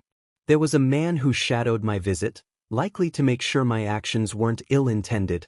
Honestly, he was a doctor. What did these people think he would do to a comatose old man? I don't know what it was about him, but he reminded me of someone and I can't for the life of me remember who. I guess even you forget things, All for One noted with amusement. Perhaps it was a person who we used for the Nomu projects? No, the doctor would remember if it was that. Each of his subjects' faces was etched into the backs of his eyelids, their names seared into his memory. But if not a Nomu, then would it be another patient? Who had he known that would resemble that man? Who had? The doctor blinked, the realization dawning on him. Have you remembered who it was? All for One hummed. I suppose nothing can escape you for long, doctor. No, he trailed off. All for One turned to the doctor, his sudden quiet luring his attention. What is it? The doctor looked at him, a smile creeping onto his face.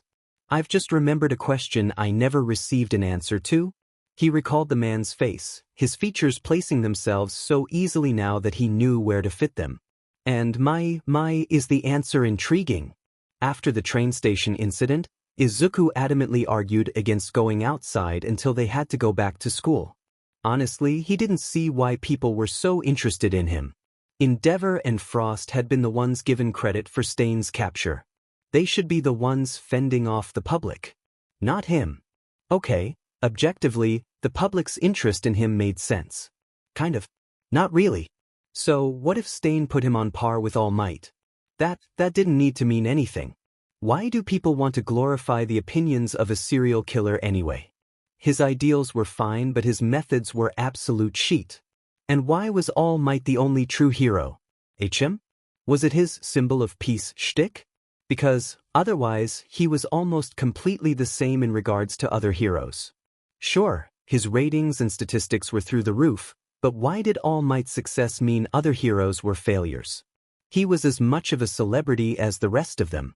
He could throw around his weight and UA was currently having him do that to bring in funds and tell students' families that they are safe. All Might is a figurehead. He is a hero as a person and is one as an occupation. And, though his knowledge isn't public, All Might came from a legacy, from a strength forged in BLD and haunted by power gained by time. Thinking about Stain's ideology reminded him eerily of the answer he wrote for the written part of the entrance exam. Being a hero does not mean the same thing it did during the vigilante era or beforehand. It is an occupation. His own thoughts and ideals were interwoven with Stain's. The realization unsettled him, making him shift in discomfort. Heroes weren't what they used to be. That was a fact. Heroics had changed, and that was okay. What wasn't okay was that the change had gone in one of the worst directions. Izuku knew for a fact that there were good, honest heroes working their butts off to make the world better and save people, but that didn't take away from the fact that so many heroes just postured for cameras now. Less wealthy or well-known locations were left practically to their own devices against heroes because they never patrolled there. Heroics is a career and people go into it for the money all the time. That's fine, people need money to survive. But that also means hero deserts are not as rare as they should be. The more screen time a hero gets, the more money the commission gives them, and if their popularity goes down, so do they. So, heroes aren't bothered or don't possess the awareness to figure out who exactly they are abandoning. Some are bothered and aware but aren't willing to sacrifice their livelihood to help the people in less televised areas. You look troubled, Hitoshi said from underneath two cats. Thinking about hero deserts? If it helps, Dad patrols those places a lot, he consoled. The citizens there know how to take care of themselves and be sneaky about public quirk usage. And there are a ton of vigilantes that he works with, too. Izuku opened his mouth but paused, looking around. Where is Deku? He pressed his hands into his face in frustration, ignoring Hitoshi's unstifled laughter. What? He whined. And nothing feels right anymore. I've known Mitsu and Ayumi for way longer and I still call them by their first names. Why is this harder? Don't get too worked up over this. They aren't going to get mad at you for not calling them mom or dad. A concerning sort of smile stretched across Hitoshi's face. If you're that unsure, just meet halfway? Meet half, what does that mean, Toshi? Just say what feels right? He shrugged. It's what I did before I got comfortable calling them my dads. Dadzawa? Izuku's face burned when Hitoshi chuckled. That was stupid. Why did saying things out loud make them sound so much more idiotic? Yeah. Hitoshi cheered. That's a good one. And he won't have a problem with it? Izuku questioned hesitantly. The nickname was certainly no Deku, but Bakugo had stopped liking Kaken, so Izuku figured it would be safer to make sure there would be no unpleasant reactions. Hitoshi shook his head, waving off his concerns. Nah, nothing like that. Actually, he'll probably be happy, in his own caterpillar way. Okay, where is Dadzawa? Once he wakes up from his nap we can ask him, but I think Pops said he went to the police station. Shoyuta scrutinized the mugshot. You're sure? Tsukachi nodded. He doesn't go by Kobayashi Hisashi anymore, though. His alias in the Yakuza became Dragon. He's involved with the Yakuza. Shoyuta shot him a sharp glance. Why? Night Eye procured his own case file. I've been running an investigation on the particular group that Dragon has been found in. Our current information about his activities while he's been active as Dragon or when he joined are still sparse, but we have what might be a lead. Night Eye looked away, apparently uncomfortable with whatever this lead is. Well, Shoyuta prompted. This was the man who abandoned Izuku. Shoyuta wanted to find him and kick the BSTRD in the shins. The lead, Night Eye. The reason I'm investigating this section of the Yakuza, in particular, is because of what they're selling. Quirk erasing bullets. They've been in the woodworks for years, rumors of a plan to create them dating back several years.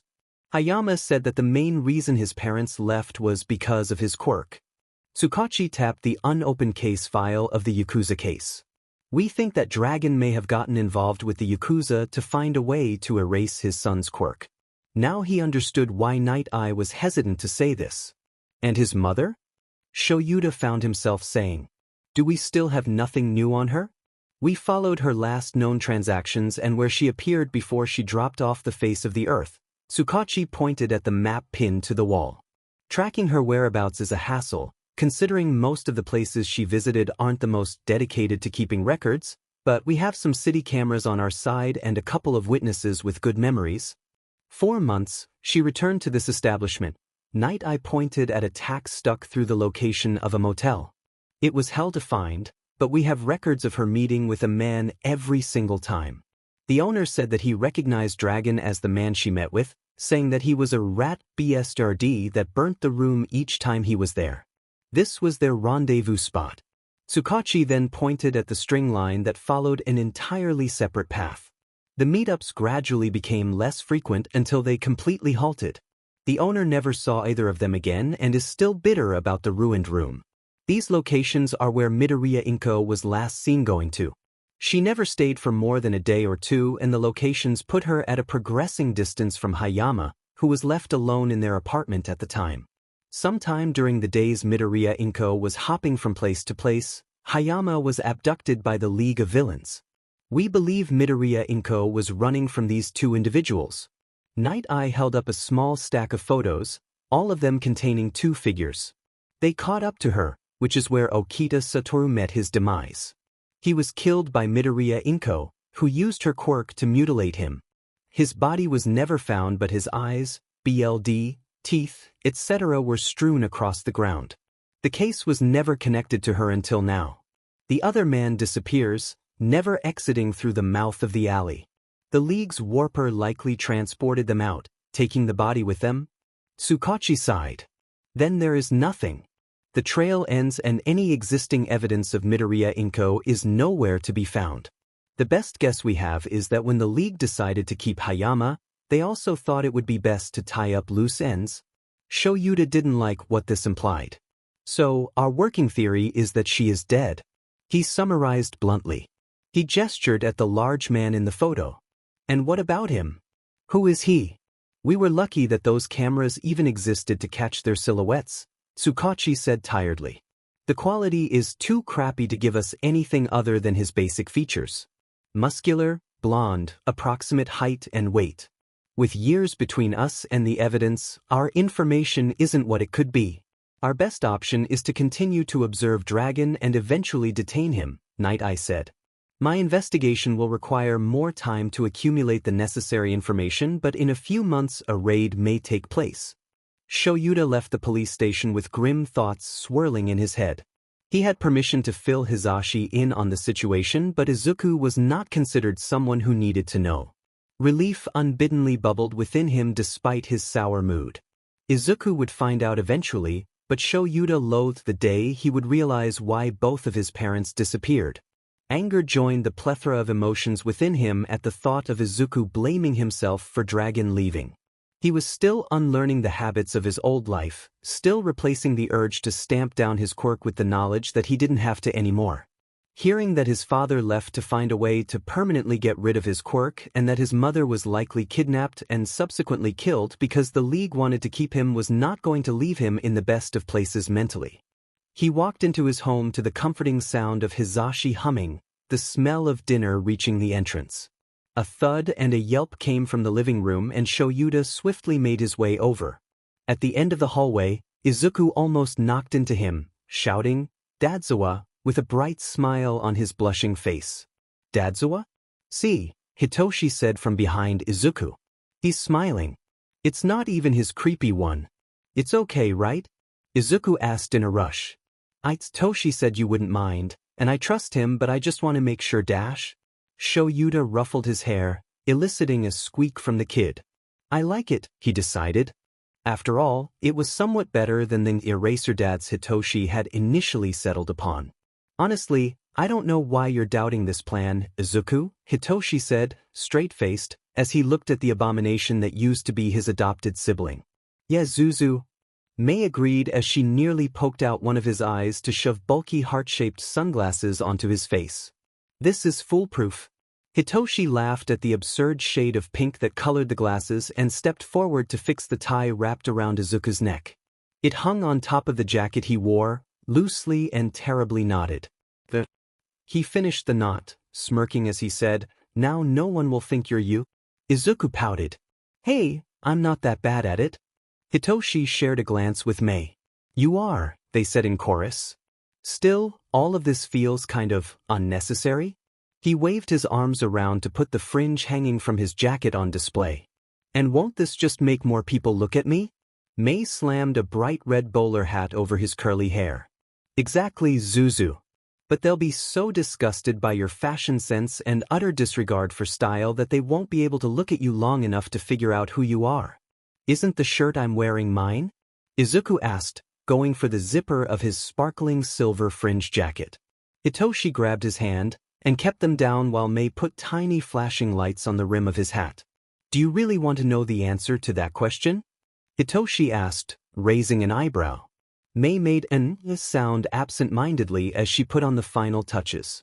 "Where did you even find these breathes?" Izuku asked, looking down at the purple and orange monstrosity he wore on his legs. Blue appeared here and there amongst the patches of clashing patterns. They were loose enough to allow him to wear his uniform breathes underneath, which was what made them the pair he would wear. In Pop's secret box of clothes he's sworn to never wear again and burn when he has the chance. Hitoshi shivered. "I never want to look in there again. My eyes hurt just thinking about what I saw in there. I think he's done." Mei stepped back with him, grinning like a madwoman. "His looks are criminal." "She's got that right," Hitoshi thought as he looked away and rubbed his eyes. "What we've done should be illegal." They walked him out to their parents, and he is so glad Mei thought to find a camera because all four of them choked on something the moment Izuku entered their field of vision. He's never seen such synchronization between all of them. Ayumi scrutinized the outfit. I'm glad I don't see the same colors all of you do, but what I can see is still terrible. Mei slapped Hitoshi on the back, knocking the air out of him and making him wheeze. Our job is done, she said proudly.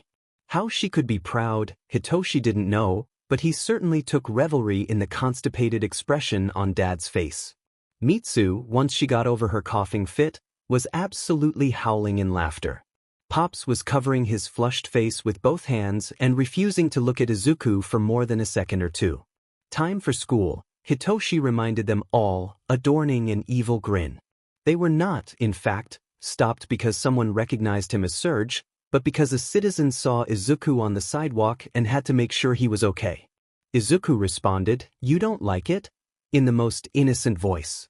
Mei and Hitoshi bursting into laughter only spurred the horrified citizen to get a quick getaway. The citizen gave his regards before scampering off and they resumed their walk to UA. Alone with Hitoshi outside of classroom 1A, Izuku sighed, ready to shed his headache-inducing clothes, when Hitoshi stopped him. "What now?" he groaned. "I have 3 top layers on and 2 breathes. I'm melting, Toshi." "Melting? I want to see their faces." He waved his phone in his hand. "Don't you?" Izuku rolled his eyes but gave in. Not wasting any time, he turned, opened the door, and walked through. Hitoshi would forever treasure the video of his classmates' outraged reactions, Bakugo's and Aoyama's especially. Izuku knocked hesitantly on the door in front of him. "Hello? It's Hayama." For a moment there was no sound, then a scuffle, and the door opened to reveal All Might in his powered-down form. He offered a small smile. "I almost forgot about the name change, young Hayama. Thank you for agreeing to meet with me." After the rescue training he had the class do, All Might had asked Izuku to meet with him after school. The meeting would cut into his training with Shudo, but his friends said that it was okay. At least Izuku knew what the talk would probably be about, and there wasn't some overarching terrible thing for Izuku to be worried about. Izuku stepped into the room and set down his backpack against the couch. "This is about Mirio's quirk, right?" he asked once the door was closed. All Might nodded. "I apologize for unnecessarily bringing you in on this secret." He picked a couple of picture frames off of the desk and handed them to Izuku. "But I can't say that you finding these hasn't brought some joy to my life. I don't have many pictures of my predecessor." They were the 2 photos Izuku found while on the way to Gran Torino's with Night Eye. "Nedzu has eradicated any traces of One for All from the internet, so no one will be able to find out the same way you did?" "That's good," Izuku commented, still staring at the photos in his hands. He carefully handed them back. "But you guys do have a good cover story for how his quirk suddenly developed, right?" All Might chuckled sheepishly. "Yes, I suppose that is also a decent preventative measure." He placed the photos back in their previous spots. "The best we can do is say that young Mirio's quirk went through a drastic change because of the stress he faced while in Hosu. Those he already spoke to about the change in his quirk thankfully only knew about the fact that he could now make other things as intangible as himself. Do you mind if I ask about your quirk before One for All?" All Might hesitated, then faced Izuku fully.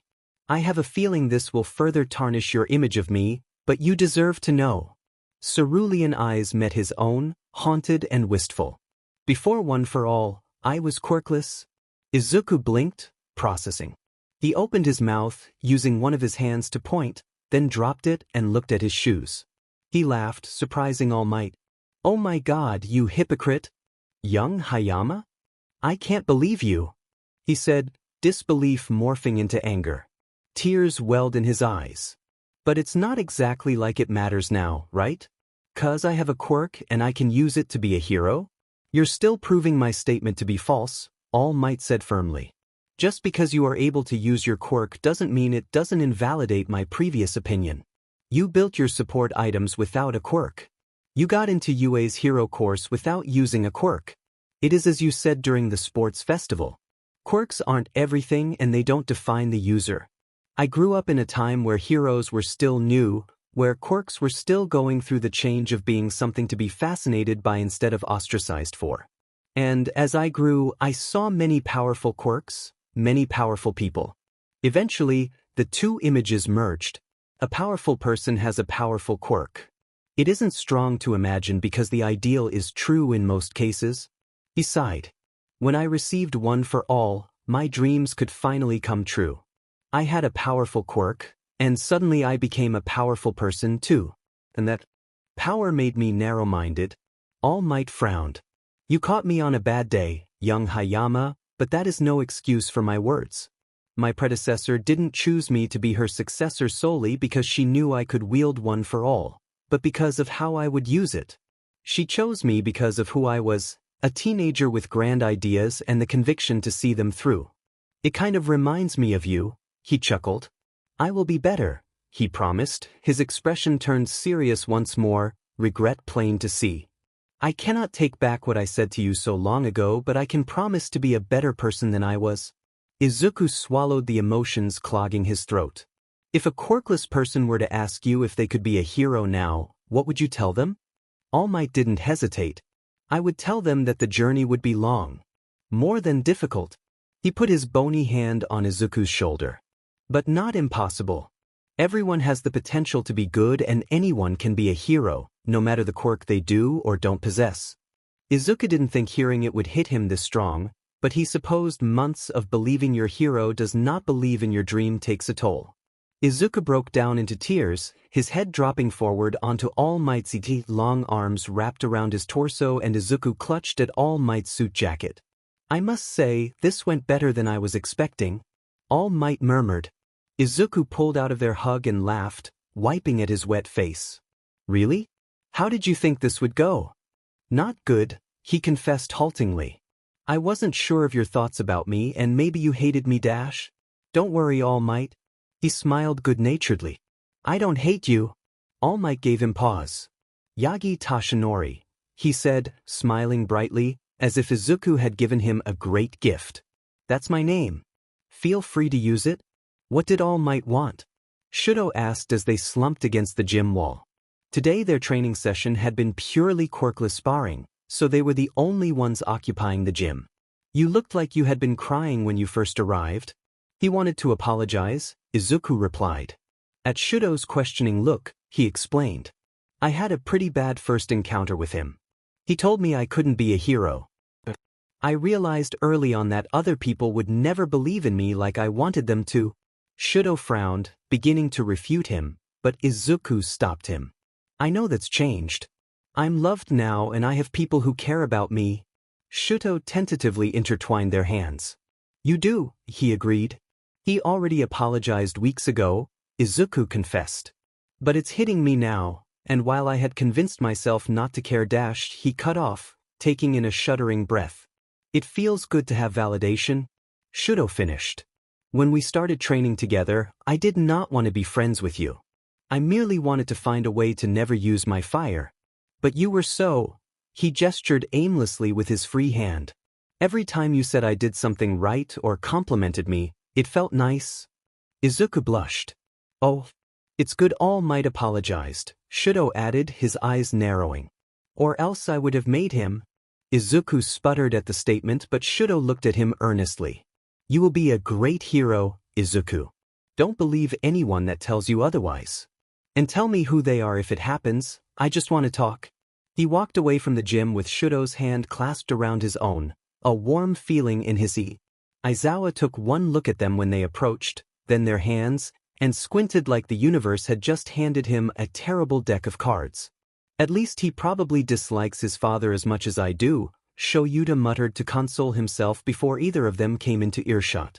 Izuku fiddled with his fingers as the rest of his friends sat down. The week had been a combination of non-stop cramming, tinkering, and training. The written exams were over with, but he had no idea what they were going to be tested on during the physical portion in heroics. Obviously, it would be physical and challenging, but what else? Would they be doing individual tests? Would they be paired? Grouped? Would the test be like the entrance exam and test their ability to brute force their way through something, or would it be more suited to those with quick minds? You'll fry your brain thinking that fast, Kirishima commented, amused. Izuku jolted out of his stupor and mustered up an uneasy smile. I'm just nervous about the heroics exam, he explained. Those at the table made varying noises of empathy. We don't have a single hint about what it's going to be, and it's driving me insane. If May wasn't in the support labs working on her own project, he might ask her what her opinion on all of the possibilities were, but he had a feeling that asking May would only serve to make him more worried about his test grade. Something strong knocked into the back of his head and sent him careening forward. His head smacked into the table lightly, and Izuku rubbed the sore spot with a wince. "Sorry, I guess I couldn't avoid your big head," laughed an airy voice behind him. "The prodigal students of Class 1A don't know what the exam is going to be?" Uraraka made a huge motion with her chopsticks, an irritated expression overcoming the concern that she had faced Izuku with. "Go away, Monoma. But is the oh-so-amazing surge too far above me to tolerate my presence for even a moment?" he sneered. Izuku glanced around and noticed his friends bristling, ready to come to his defense, and decided that he should cut this off before they attracted any more attention. Just by calling him Surge, eyes had been cast in their direction, and Izuku was not willing to be mobbed again. He was about to stand when a hand came down on the side of Monoma's neck, effectively incapacitating him. "I'm Kendo Itsuka, Class 1BS representative." The girl introduced herself.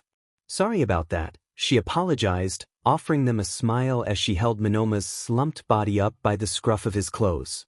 She was about to walk away before thinking better of it and facing them again. "By the way, I heard from an upperclassman that they had to fight robots during their exam. The test might have been revamped each year, but that's what we're prepping for. Would they really use robots against us for the third time this year?" Izuku asked. "That seems like something we could all get through now without much trouble." "Speak for yourself, Mr. Explodo-Glitter Gun," Hitoshi grumbled, burying his face in his arms. "I failed against those things in the entrance exam. What am I gonna do now? Throw them at a wall with my capture weapon and hope they break?" Ida cleared his throat. "The metal the smaller robots are composed of is actually incredibly malleable. They break quite easily when opposed with enough force, so, theoretically, you could throw them and it would work." Hitoshi lifted his head and stared at Ida for a second before letting his head drop again. "God, I'm going to be sore after this. Lifting anything with those stupid pieces of cloth is so taxing. Guess we should spread the word, huh?" Uraraka groaned, slumping in her chair. "I want to fall into bed and never get up again, not fight robots." "There has to be something more to it than that," Izuku insisted. Shudo shrugged beside him. "If it is merely robots, then I have confidence that ourselves and all of our classmates will pass." Izuku allowed himself a moment of reprieve from his pre-test anxiety and leaned into Shudo's side. "Written tests were done with, and all they had left to do was probably fight against some robots." Izuku could handle robots. They were not facing robots. Not in the slightest. "Bakugo," he called. His partner didn't react, continuing to stalk down the main road. "Bakugo, we need a plan." All Might was somewhere inside this faux city, acting the part of a villain for them to either outrun or defeat. Izuku could guess which option Bakugo wanted to take. Izuku flicked sight on and grimaced at the faint beacon of light shining further down the road. He looked at Bakugo and flinched away from the continuous expanding and contracting of his aura.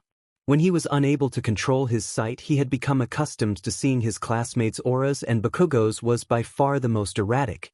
One moment Izuku could barely see the aura, then he would look up and his vision would nearly be consumed by the fiery orange. Like All Might's blinding light, Izuku hadn't expected the fluctuation Bakugo presented. He supposed they both had fronts to put up. Izuku turned off his sight and caught up with Bakugo. "Can we please communicate with each other? At least tell me what you're going to do." He scoffed and narrowed his eyes. "I'm going to kick All Might's butt and pass with flying FING colors." Pursing his lips, Izuku held in a sigh. It was, disappointingly enough, exactly what he expected from him. "That's not a plan, Bakugo. How are we going to fight him? Are we only trying to cuff him, or should we push for the gate in case we fail dash?" Something cracked in his face when Bakugo's gauntlet swung at him. He should have seen the blow coming, really. He should have known that there was no communicating with Bakugo because he wasn't the type to listen to anyone he thought was beneath him. Still, he hadn't been able to avoid it. Bakugo always seemed to bring out the worst in him, reducing him to something to be spat on, and his body had never unlearned freezing when Bakugo attacked him. Their relationship had been cut off with no hint of closure, and it showed. Bakugo stopped walking to turn and glare down at him. "There is no we, Deku," he growled. "I'm going to face All Might and win. Alone." This was just like middle school. Izuku, hurt and alone. Bakugo, arrogant and prideful. His stomach dropped, an empty feeling gnawing at his insides, hollowing him out as he stood to face Bakugo's retreating form as he stomped down the street. They hadn't changed anything between them. Not again, a voice deep inside him howled. Never again. Izuku stood, the bones in the side of his face throbbing. "Did you really forget what my quirk does?" Bakugo froze. "We could win so easily if you would just work with me." Izuku knew it was a long shot. But Bakugo had changed because of UA. He was not who he used to be, and Izuku was banking on that change, however minuscule. He turned to face him again, and Izuku dared to hope. He should have known better, evidently. Izuku diverted his attack this time, avoiding another explosion to the face. "It's not like you won't get a fight," Izuku tried to reason, only to dodge another swing. "Come on, don't you want to win?" Bakugo snarled. "That's not a win, Deku." The poison in his voice threatened to strangle his lungs, attempting to steal any semblance of calm and replace it with anxiety. Deku, because he thought Izuku was below him. Deku, because he thought Izuku was weak. Deku, because Izuku was useless to him. Why isn't it? Izuku argued, rage welling inside the hollow pit in his stomach. "Why won't you work with me?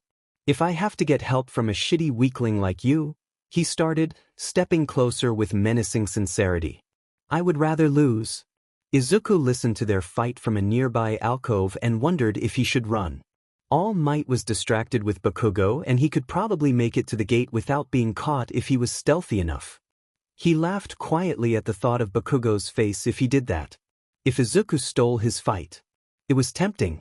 But Izuku wanted to beat All Might with his quirk. He could do it. All he had to do was touch him and it was over. First, though, Izuku either needed to get Bakugo out of the way or onto his side. Izuku unholstered his gun, checking the ammunition. His gun was now a multifaceted multi-pen that he could choose his ammunition with instead of shooting and hoping that it fired the desired pellet. There was a sort of revolver system that allowed him to switch between types of ammunition with a flick of his finger. Looking down at his costume, Izuku realized he should probably modify it to match his advancements with his quirk. Tearing away the sleeves, Izuku figured that if All Might had fewer places to grab him, he might last longer in a drawn-out fight. The fight was taking a turn for the worst, Bakugo being thrown into the side of a building. Bakugo's arms strained to push him back onto his shaky legs, his lip curled in a snarl.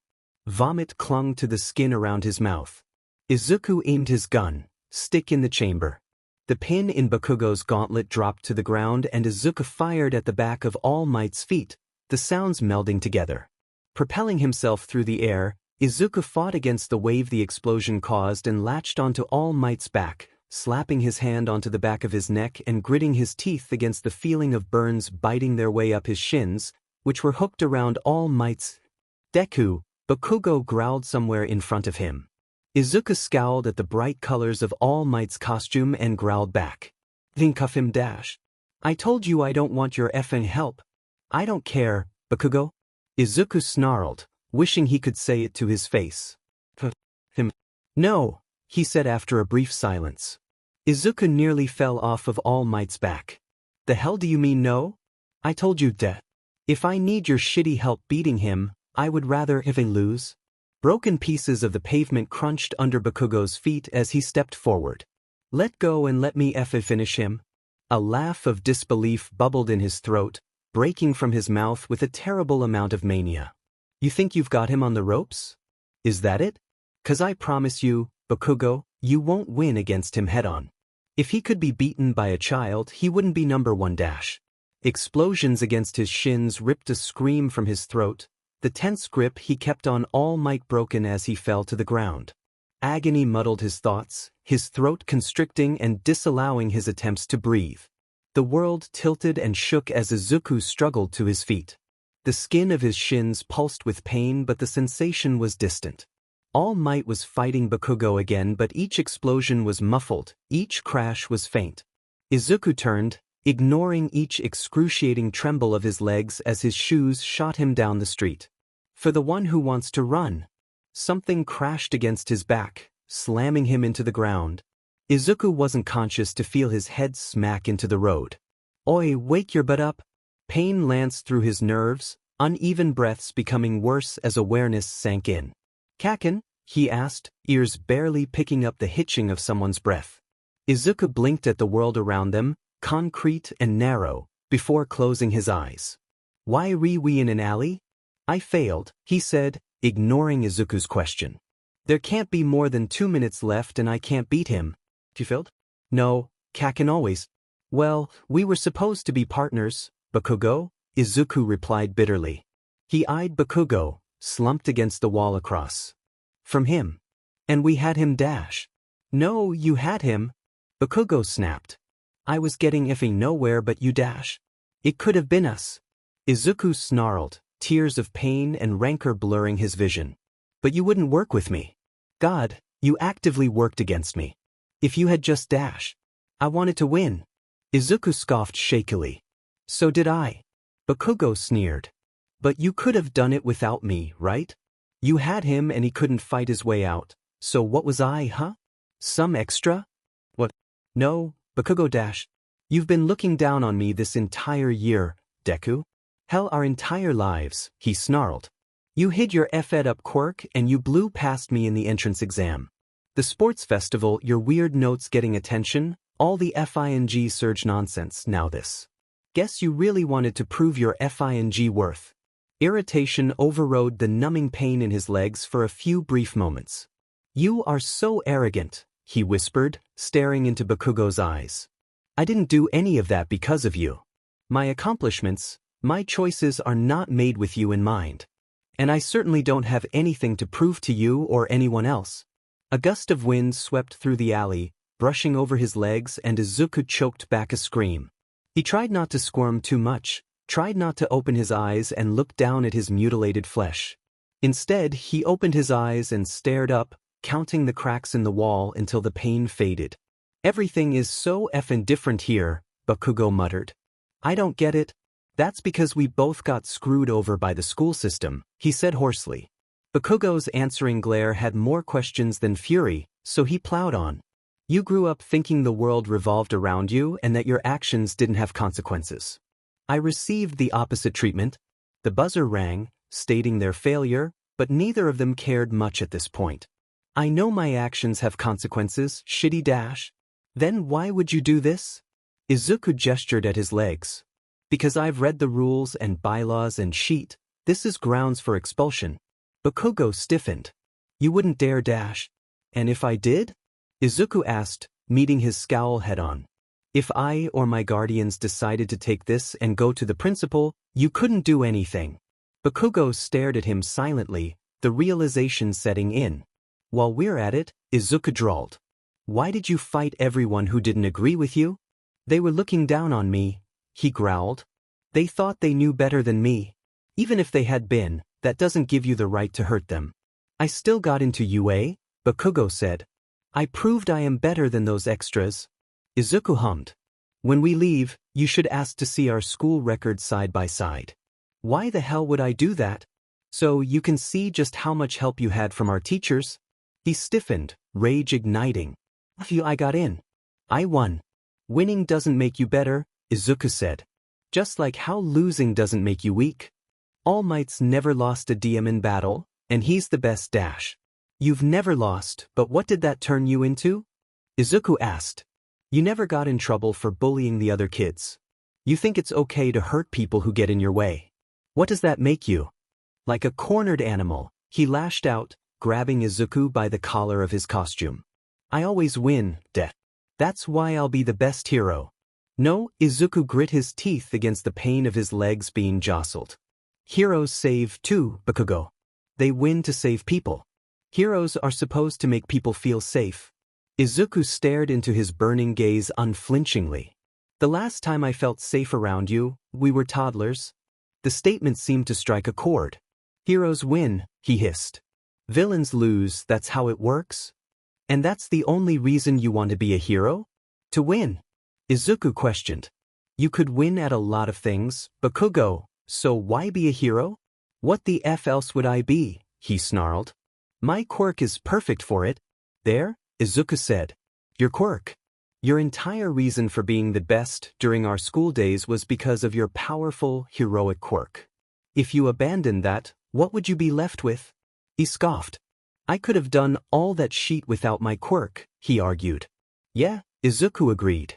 But the teachers would have reprimanded you instead of letting you traipse around like you were the king. Every fight would have been written onto your record if you had anything besides the perfect quirk. Shut up, Bakugo ordered. You hurt me for fun, Izuku bit out. You told me to kill myself because I annoyed you. Tell me, Bakugo, what does that make you? Shut up. The grip on his hero's suit began to tremble. You remind me of Endeavor, Bakugo flinched. All he wants is to win too. He wants the #1 spot just like you. He's got such tunnel vision that he couldn't even recognize that he was hurting people to get what he wanted. Deku. Or maybe he did know. Maybe he knew and he simply didn't care, because nothing could get in the way of his victory. I am not Dash, he cut himself off. I am not anything like him. You're not, Izuku conceded. You're 15. You haven't hurt anyone in the name of heroism. I hurt you, he argued through gritted teeth. Izuku laughed weakly. At least you feel bad this time. And what, that's enough for you? Not nearly, Izuku said quietly. But I can't force you to be a better person. Only you can do that. He felt cold. His breathing was shallow, he couldn't feel the pain anymore. Exhaustion crawled from his limbs and into his brain. And if I don't? A tall shadow loomed over them, a figure in a dark jumpsuit standing over them. Then you can say goodbye to your hero career, Bakugo. Izuku looked at his dad through hooded eyes. Hey, Dadzawa. Shoyuta entered the teacher's lounge and flopped face-first into the couch. Todoroki and Yaoyorozu had passed, hopefully the other Hellions would too. Most of them should be done by now. He glanced around the lounge, finding a few of his colleagues in similar positions across the furniture. All Might was notably absent. His decision to pair Izuku and Bakugo had been at Nedzu's behest. Supposedly, the principal left the decision up to him, but there had been too much buttering up and the implied wish for the two of them to be partners for Shoyuta to really call the decision his own. Izuku and Hitoshi had been harder to pair because they were not allowed from facing off against himself Hisashi and Nemuri, in Hitoshi's case. The matchup between Izuku and Bakugo could, theoretically, go spectacularly. On paper, they were excellent students who worked strong and complemented each other. Bakugo was brute force with a good measure of brains, and Izuku's tenacity and quick thinking matched Bakugo's. Their quirks, each powerful in their own right, gave them a fighting chance. Izuku's was one of the few quirks in the class that could stop a hero as powerful as All Might in his tracks. Bakugo could pave the path to that victory if he found it in himself to work with Izuku. But therein lies the problem. Their relationship, their past, was messy. Shoyuta had no idea how long they had known each other. Their records only showed that they went to the same middle school, but he knew that they had bad BLD.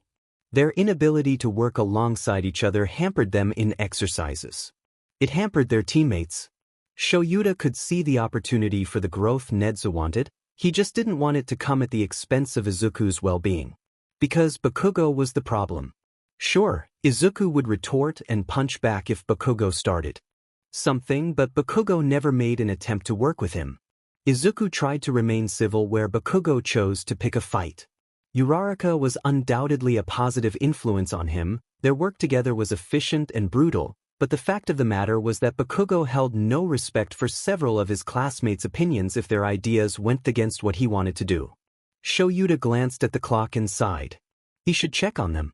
Their exam was due to end in about 5 minutes, so they were either finished or fighting with the last dregs of their energy. Bakugo and Izuku's exam area was the closest to the main building by far, so he could make it there in no time. He arrived in the observation room and immediately knew something was wrong. Those of his students who were present had a dark aura around them, conflicted expressions on some and enraged ones on others. His eyes flicked to where Shizenji flicked the keys on the control board. switching from camera to camera. Bakugo and Izuku were nowhere in sight. Shoyuta put down the headphones, the video before him at its end. You told me to kill myself because I annoyed you. He stood, stalking away from the computer, and balled his hands into fists. The last time I felt safe around you, we were toddlers. Izuku had light scarring where Bakugo used explosions against his shins. Uraraka had punched Bakugo when he walked back into the main building. Shoyuta suspected the rest of his students present in the observation room weren't that far behind her. Ida hadn't stopped Uraraka, nor had he reprimanded her for the physical aggression. Shoyuta couldn't blame him.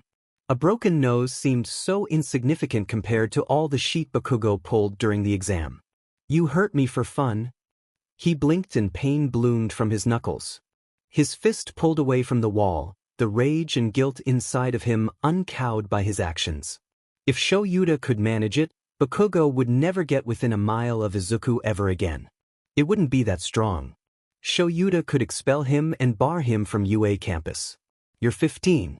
So are you? Shoyuta wanted to scream. Izuku drifted awake gradually, the dull pain ebbing at his senses dragging him painstakingly back into reality. Jolting in place, the pain sharpened into a familiar need to scratch at the itch under his skin.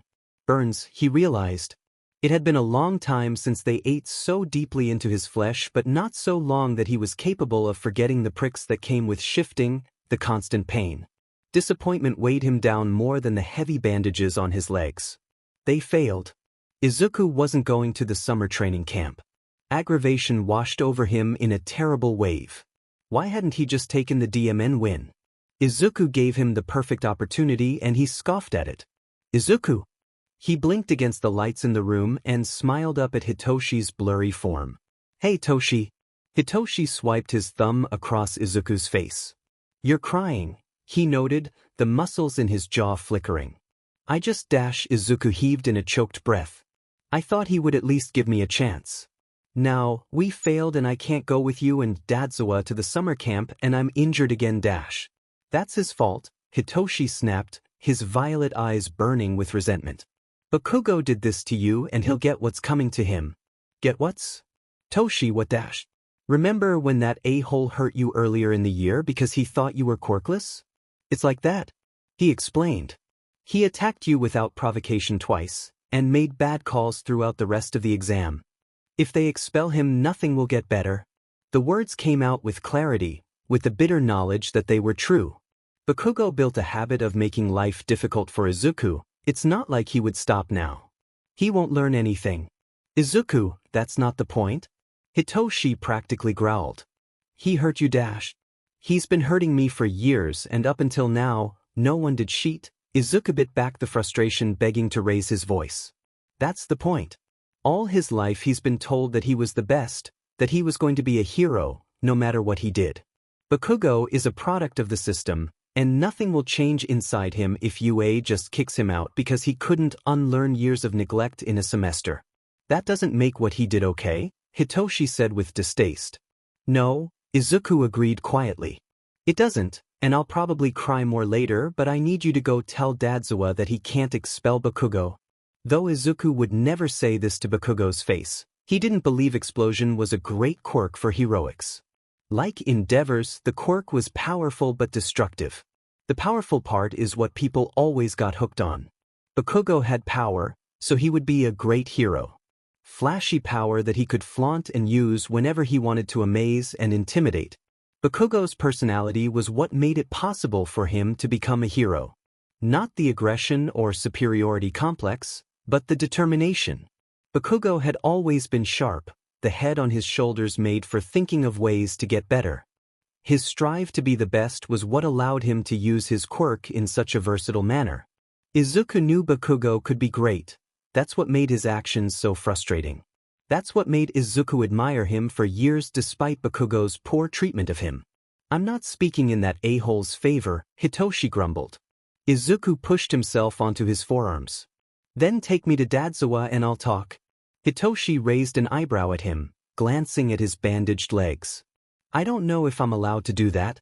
Izuku raised both eyebrows at him, an oh really sort of expression on his face.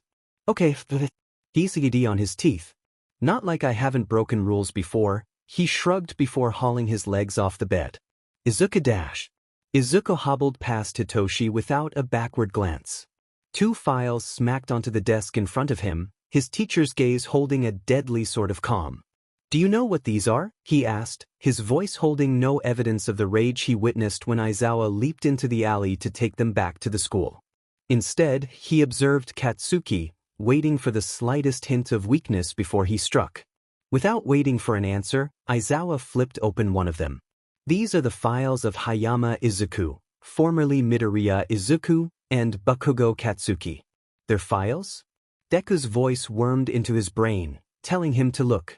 He started reaching out for the closest one, but stopped, glancing up at Aizawa for permission.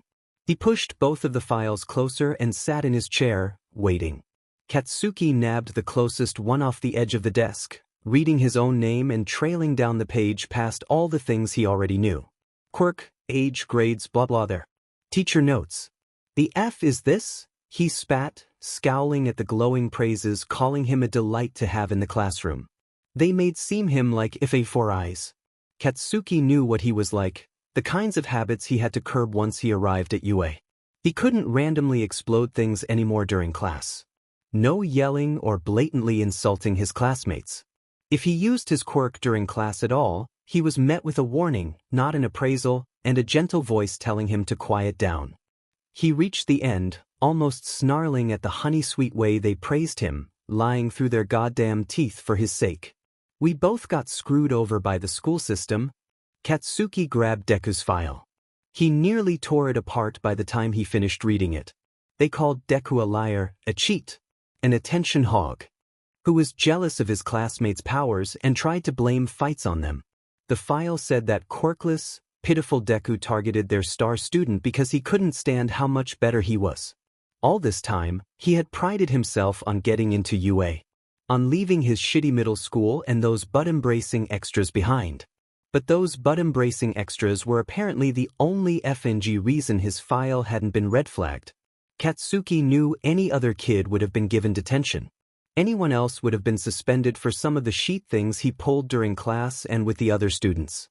Your entire reason for being the best during our school days was because of your powerful, heroic quirk. If you abandoned that, what would you be left with? Give me one valid reason why I shouldn't expel you right now. Katsuki's head snapped up. What? He croaked, though he heard those deming words perfectly clear. One reason, Bakugo, and I won't expel you. Aizawa narrowed his eyes, the first sign of emotion he allowed himself since their meeting began. Throughout the year, you have been a decent student. But, like my Netta, your academic prowess doesn't take away from your less favorable qualities. So, one reason, Bakugo. Just one, and maybe I'll consider not barring you from the hero course. What? Bar him from the hero course? His confusion must have shown on his face because Aizawa took it upon himself to explain further.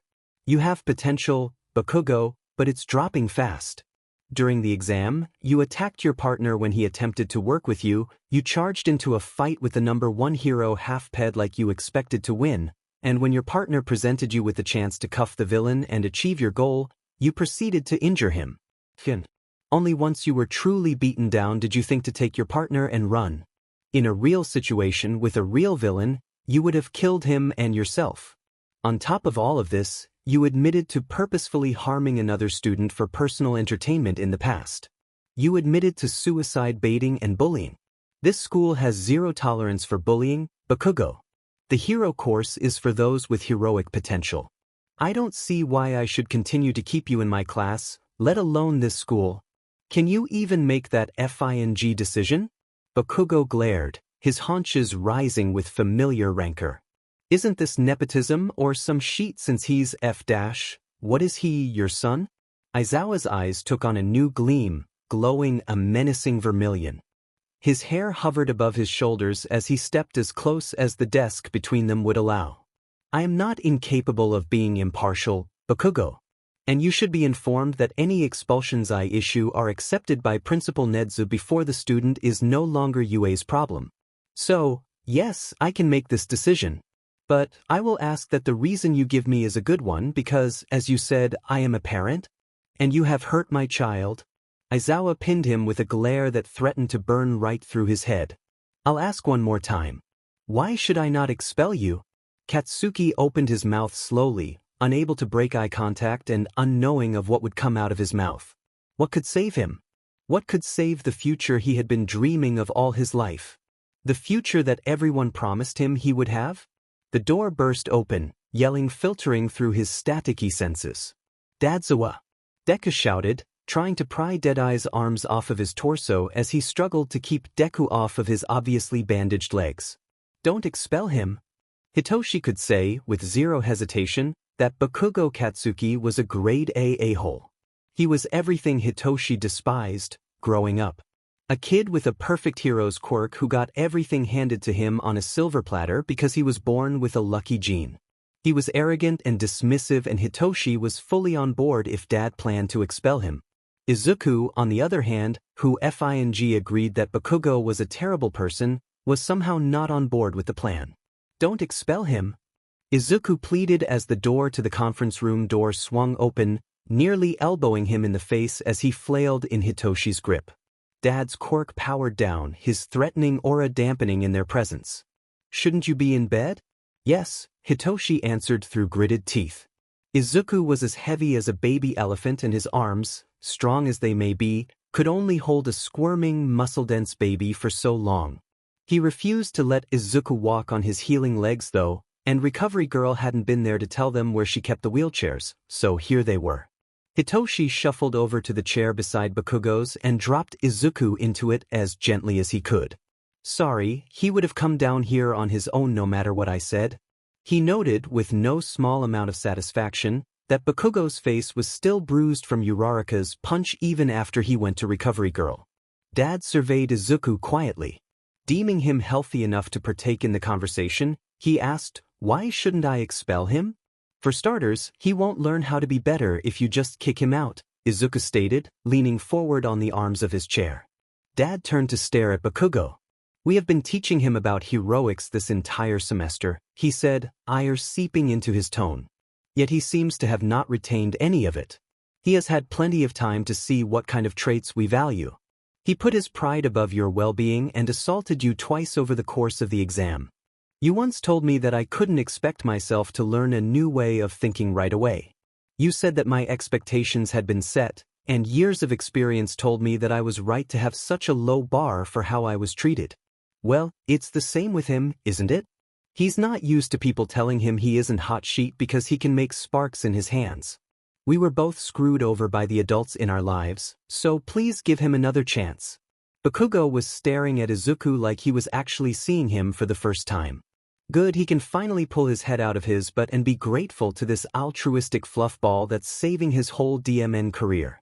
"I should expel him," Dad said plainly. Bakugo flinched. "His actions are well within my usual criteria for expulsion, and I've seen zero efforts on Bakugo's part to better himself over the course of this semester. So, Bakugo, what are your thoughts on Izuku's words? Anything to add?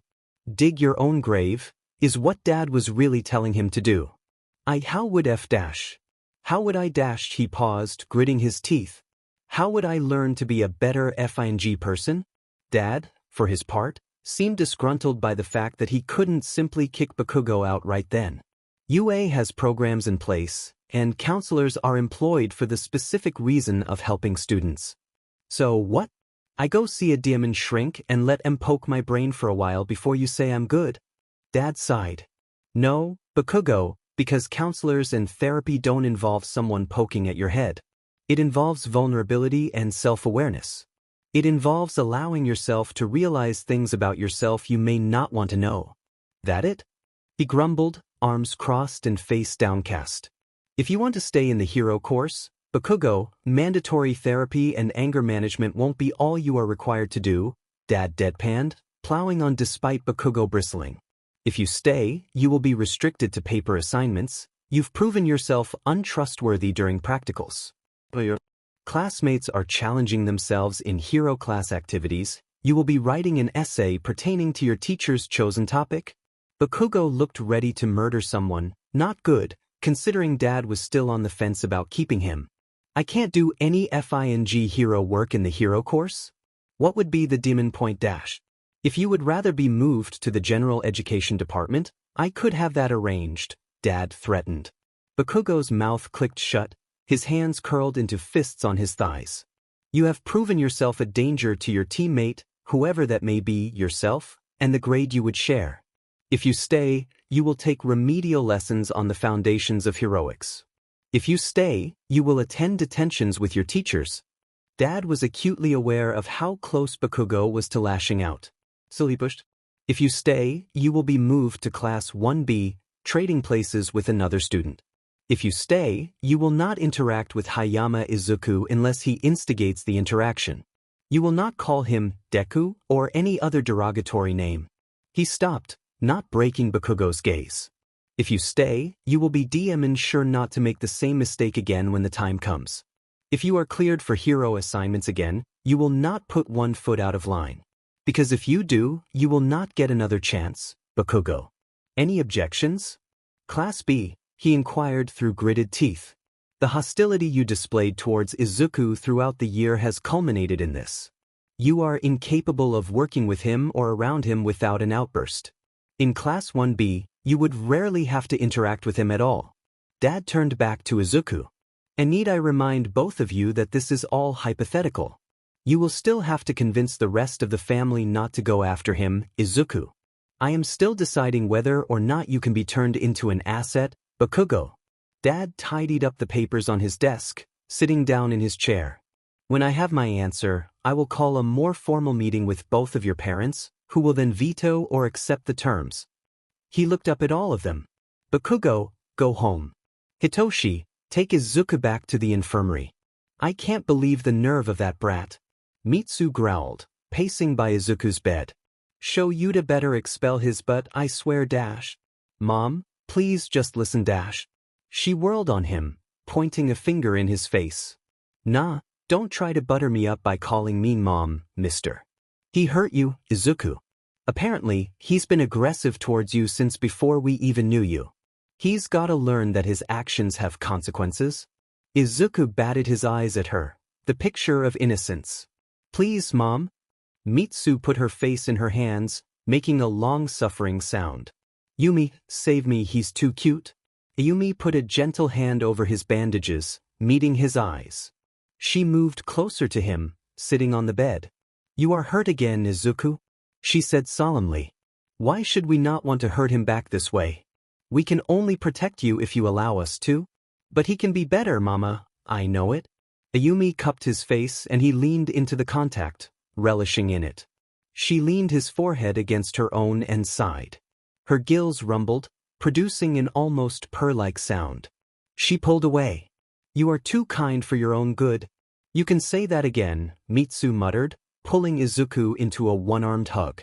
Shoyuta tapped his fingers against the two files open on his desk, the knock of his finger against the wood of his desk the only sound in the conference room. Aldraha? Shoyuta picked up his phone, dialing Nedzu. Toshinori dried his hands with the small washcloth hanging off of his oven's handle. With the dishes done, he had completed his chores for the day. He sighed and leaned onto the counter, the surface cold against his forearms. Lethargy plagued him, echoes of his own voice haunting him. Truthfully, Hayama's Quirk had only repeated thoughts his own mind conjured years ago. Toshinori was always critical of himself, and it tended to manifest in self-deprecation. Hayama's Quirk made them feel fresh again, like slicing through an old scar. He tried not to think about the grotesque form his body took in the void of Hayama's Quirk. How that distorted reflection of himself spoke with a rasping voice, bloody lips. How his mutilated body had taken the form of All Might, towering over his gaunt, sickly body.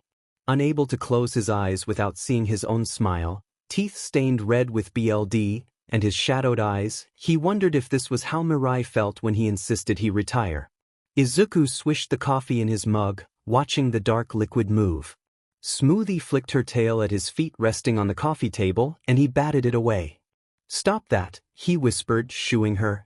I'm trying to mope and you're ruining my wallowing. She ignored him, wiggling on the coffee table before launching herself onto the front of his shoulder and clawing her way onto the top of his shoulders. He huffed at the blatant disregard for his wishes, but she settled nicely around his neck. Max slinked into the living room and hopped onto the cushion beside him. Izuku put down his mug and rhythmically pet both of them. Izuku wondered where the summer training camp would be held. Would his classmates come back and be miles ahead of him? He wondered what he and the other failed kids would be doing while their classmates were out training. This was exactly what he had been trying to avoid. "Thanks for distracting me," Izuku said softly, tears building in his eyes. His hands stalled, losing energy. "But I told Hitoshi I'd cry about it later, right? Damn it, he didn't want to be left behind. Stupid Bakugo and his stupid pride. Stupid Izuku for thinking he would ever be able to work with him and not get hurt. He should have waited them out, or stopped Bakugo, or found another way to win, but he didn't, and now he was going to miss out. Izuku!" He blinked and saw Yamada kneeling in front of him. "What's wrong, little listener?" Failed the test, Izuku sniffled, raising a hand to rub the moisture from his eyes. "I can't go to the training camp." Yamada's face twisted with confusion. "What do you mean? Course you're going." He smiled teasingly. "Then I'll have the house all to myself, no insomniacs wandering the house at odd hours." He shook his head. Aizawa said that anyone who failed wouldn't be allowed to go to the training camp. He sighed, pinching the bridge of his nose, and stood up. Before Izuku could ask what he did wrong, Yamada strode out of the room, muttering things under his breath in frustration. Not a minute later, he marched back in, pushing Aizawa towards him, who looked like he was still half asleep. "Go on," Yamada said scoldingly. "Tell him." Aizawa let himself fall back onto the couch with a flump and turned toward Izuku. "I lied," he confessed. "It was a logical ruse. You're all going to the training camp?" "What?" Izuku asked loudly. He glanced at Yamada, who nodded, still giving his husband the stink eye. "Ah, really?" Aizawa nodded, looking somewhat apologetic underneath his sleepy expression. "Yes." Izuku groaned. "You're terrible, Aizawa." "Just terrible."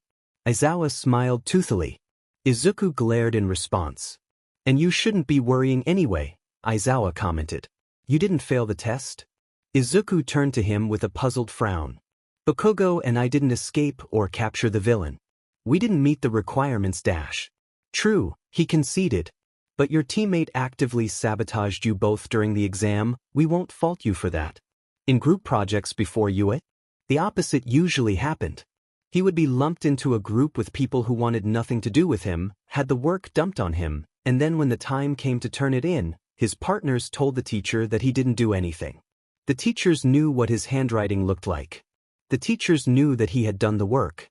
It was just an excuse to be rude to him, to demean him, but they jumped on it. He failed, they passed. Life went on because that kind of treatment was normal. Not here, where people thought he was worth something. Izuku cried a little more after that. Shoyuta stared at the pictures on the wall. Pictures of successful graduates were proudly displayed in their main office. One picture was hung with obvious esteem above the rest. Bakugo Katsuki's unsmiling yearbook picture glared at him through the gleaming frame of glass. Izuku's picture was nowhere to be seen, as if he didn't achieve the exact same accomplishment. He was here because of negligence, but seeing it in person only fanned the burning anger in his gut. "Mr. Aizawa." A man entered the room, his expression glowing with delight. He introduced himself as Principal Nishida. His smile noticeably broadened when he saw Shoyuta staring at their pictures. He rambled about Bakugo the entire way to a meeting room. He praised Bakugo and called him an extraordinarily gifted child. Shoyuta rolled his eyes behind the man's back. He taught Bakugo, and that was certainly one way how he would describe him. "But you're here for some reason, yes?" the man asked, finally catching himself. "Your email never said what exactly. You had another student enroll in UA, didn't you?" This W's flipped, the smile sliding off his face. "Ah," he said shortly, lip twitching downwards with distaste. "Midoriya. I suppose I forgot about him." "Hayama," he corrected. "He placed first in the exams," Shoyuta commented dryly. Nishida hummed with complete disinterest. "Yes, We were all rather surprised by that, especially when no one disputed it. I even sent an email to your principal with my concerns. An email? Shoyuta resisted the urge to glare. Nedzu never mentioned any DM in email. He could have used it to bury him further. Why would someone dispute his placement? Nishida gave him a sympathetic look. Well, I'm sure you've noticed his affinity for creating gadgets. He was always messing with something when he had time and, frankly, we were worried he had somehow falsified his score. Do you think so little of our system that you believe a child could manipulate the results? Shoyuta questioned, watching Nishida's face pale. No, I'm so sorry, he rushed to say. It's just that while Midoriya has always expressed his longing to be a hero, everyone knew that he was chasing something unattainable. His behavior isn't exactly the kind you would see in a hero. Behavior? Shoyuta says through gritted teeth. Oh, Midoriya was always distracting his peers, seeking attention. Sometimes he would go as far as to get physical with some of our other students. He huffed, like the concept was amusing. He's quirkless, so he was always jealous of the other kids. I'm surprised he could keep himself from being expelled for so long. He just refuses to face reality, but I'm sure a teacher like you will set him straight. Whatever semblance of restraint Shoyuta exercised during this conversation shattered. Set him straight? Hayama is one of my best students, in academics and physically. He is kind, intelligent, and fair. His lack of a quirk should never have biased your teaching. Nishida opened his mouth and Shoyuta glared with his quirk. Moreover, Bakugo is not cooperative, or tempered, or anywhere near its perfect student. His ego is 10 times too large and he has proven himself to be a danger to himself and his classmates because he couldn't swallow his pride. You have set him back by allowing him to act as his quirk makes him immune to punishment and encouraging him to act as though other people are below him. Bakugo dash. Setting Bakugo back does not equate to how you have unequivocally failed Hayama, Shoyuta all but growled. Did you never try to call his parents? After all the things you say he did, wouldn't you contact his guardians? Or were you negligent to the point of knowingly leaving a child to raise himself? If he was actually in trouble, he should have told us. Nishida argued shrilly, red in the face. Would you have listened? Shoyuta stepped forward, snarling. Would you have even given him the time of day? You called him quirkless like he was afflicted with a disease you didn't want to catch. You have lied to me about his character and belittled him.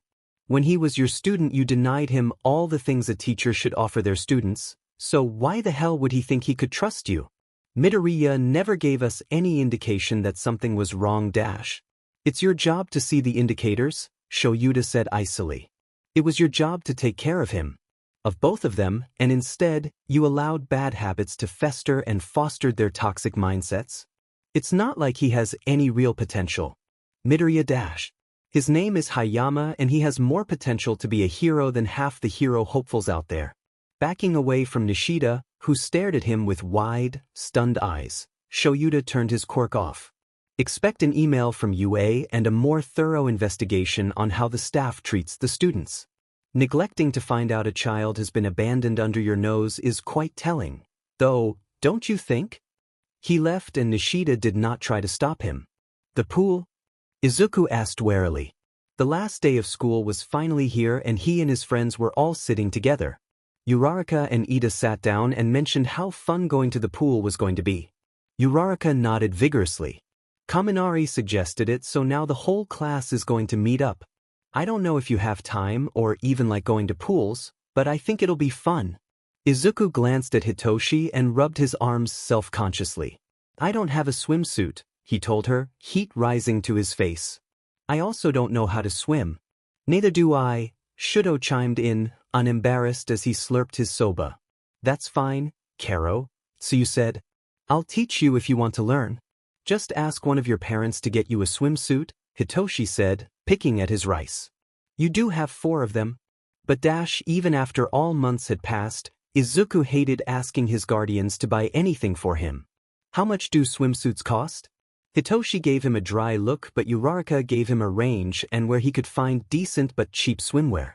The day ended and Hitoshi poked him as they walked out. They would buy anything you wanted, you know. We aren't hurting for cash. Izuku felt himself turning red. I know that, but, well, they shouldn't spend too much on me dash. When have you ever asked them to buy you something that wasn't something essential? You built your own headphones and your own phone and only replaced them when it was absolutely necessary. Plus, Hitoshi added, I haven't gone swimming in a while. I might need a new swimsuit too. Turns out, they didn't need to buy swimsuits at all. They asked Yamada when they all piled into the car and he told them that they have swimsuits from UA. As in, the swimsuit was like the uniform and gym clothes, both of which Izuku bought with his own money. Izuku turned to Hitoshi smugly. Looks like no one needs to spend anything. Hitoshi glanced at him, then shoved him away. The only thing that worried him was whether the swimsuits would have a top or not. His scars were sensitive to sunlight. Going to the pool meant prolonged exposure. Yamada alleviated his worries again, telling him that UA did provide long-sleeve tops. Izuku relaxed against his seat, allowing himself to feel excited about going to the pool for the first time. Hisashi glanced at his husband meaningfully from the driver's seat. Shoyuta nodded, discreetly pulling out his phone.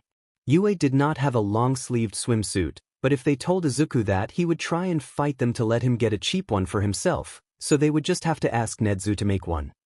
Izuku smacked Hitoshi's arm, splashing him when he saw him with an amused grin. Tsuyu brought pool noodles for Izuku and Shudo and they were mostly kicking around. Hitoshi splashed Izuku back, flicking his hand on the surface of the water. Most of their classmates were swimming around or floating in the water, but the four of them were all focusing on swimming lessons for now. Tsuyu gave them instructions while spotting Shudo and Hitoshi spotted Izuku. As they moved further into the deep end of the pool, Izuku became uneasy, his hands locked on the pool noodles keeping him afloat with an iron grip. The pool was deepest at 8 feet and that kind of height could overtake any of them. Tsuyu and Hitoshi stayed close as they moved into deeper waters, but that didn't ease the pit growing in his stomach. He hated this, Izuku decided, tensely kicking the water. Shudo took to the lessons easily, his movements, awkward but right, keeping him from needlessly flailing like Izuku was prone to. He hated the feeling of being immersed in liquid. He hated the way the water reflected onto his skin. He hated how the only thing keeping him above water was a few flimsy pool noodles. He hated it when Tsuyu suggested they go back to the 5-foot-deep part of the pool to practice being underwater. As he fully submerged himself, the water seemed to turn into slime. Izuku couldn't breathe, could barely think as he drifted to the bottom of the pool, curled up in a ball. This isn't the slime villain, he told himself. I'm not being suffocated and no one is trying to kill me. Underneath the water, someone tapped his shoulder. Izuku opened his eyes, seeing a blurry figure. The tapping resounded around him, forcing him to open his eyes. A figure stood outside the glass, but Izuku could barely make them out.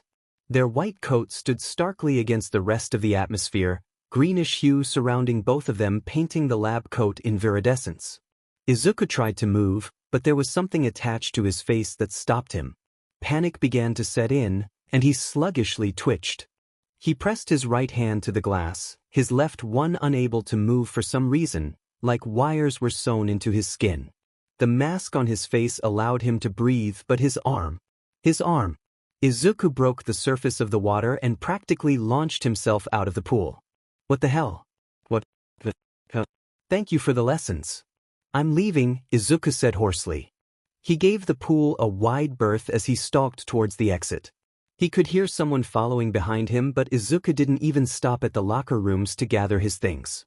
He had to know what that was, if that was even FING real and not just some sick trick his mind conjured to screw with him.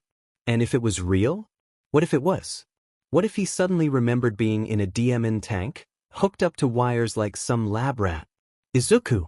I don't know what they did to me when I was with them, Izuku said anxiously. Hitoshi was hovering in his space, concern etched into his expression. I was unconscious for days or weeks at a time, and I don't know what they did to me, not really. Did the water make you uncomfortable? Hitoshi asked, almost making Izuku laugh. I thought it was because of the sludge villain first, Izuku explained, not noticing his companion stiffening. I thought that it was because I didn't like being reminded of being suffocated, and I don't, but then I opened my eyes and he choked on his next words, whispering, I was in a tank? A tank? Hitoshi echoed in bewilderment. Someone was tapping on the glass, he said in distress. They were wearing a lab coat, and Toshi, wires were in me. The hand he pressed against the glass had been so small. Izuku vomited, barely avoiding Hitoshi's bare feet. All those precious nomus, the doctor pouted, thinking of Hosu with his head pressed against his clipboard. Months of work destroyed in a few hours. 2 of them had been caught by the heroes, that is what Tomura said, returning with the only winged one. The doctor scoffed, more like destroyed. Lifting his head from the clipboard, the doctor resumed examining his other nomus. All for one had been rather pleased with the first few nomus strength and offered to lend him more resources to speed the process up further. When the Nomu projects first began, the doctor worked mainly with theory. Finding ways to stuff many quirks inside one person was a trying endeavor, but all for one could always find him a subject to test a hypothesis on. Even one quirk forced on the wrong person could kill the subject or leave them a brain-dead husk, so they needed to find a way to weed out the weaker hosts and single out the ones who could handle the quirks. Quirk factor was the layman's term for the specialized cells that mutated to create quirks. Nearly everyone in the current world possessed some of them. Families often carried similar ones, passing down the mutation to their children, whose quirk would then possess traits of their parents' quirks. There were outlier cases, of course, where the chromosomes from both parents were transformed into something wholly different. And there, with the outliers, is where they found the most successful subjects. Something in their DNA contributed to a completely new quirk that had little to no correlation with their parents, and it made their bodies able to more easily adjust to another quirk without becoming a corpse. Of course, they were not a complete success. Their minds deteriorated rapidly after a quirk was given to them. The doctor had been frustrated with the limits of their project.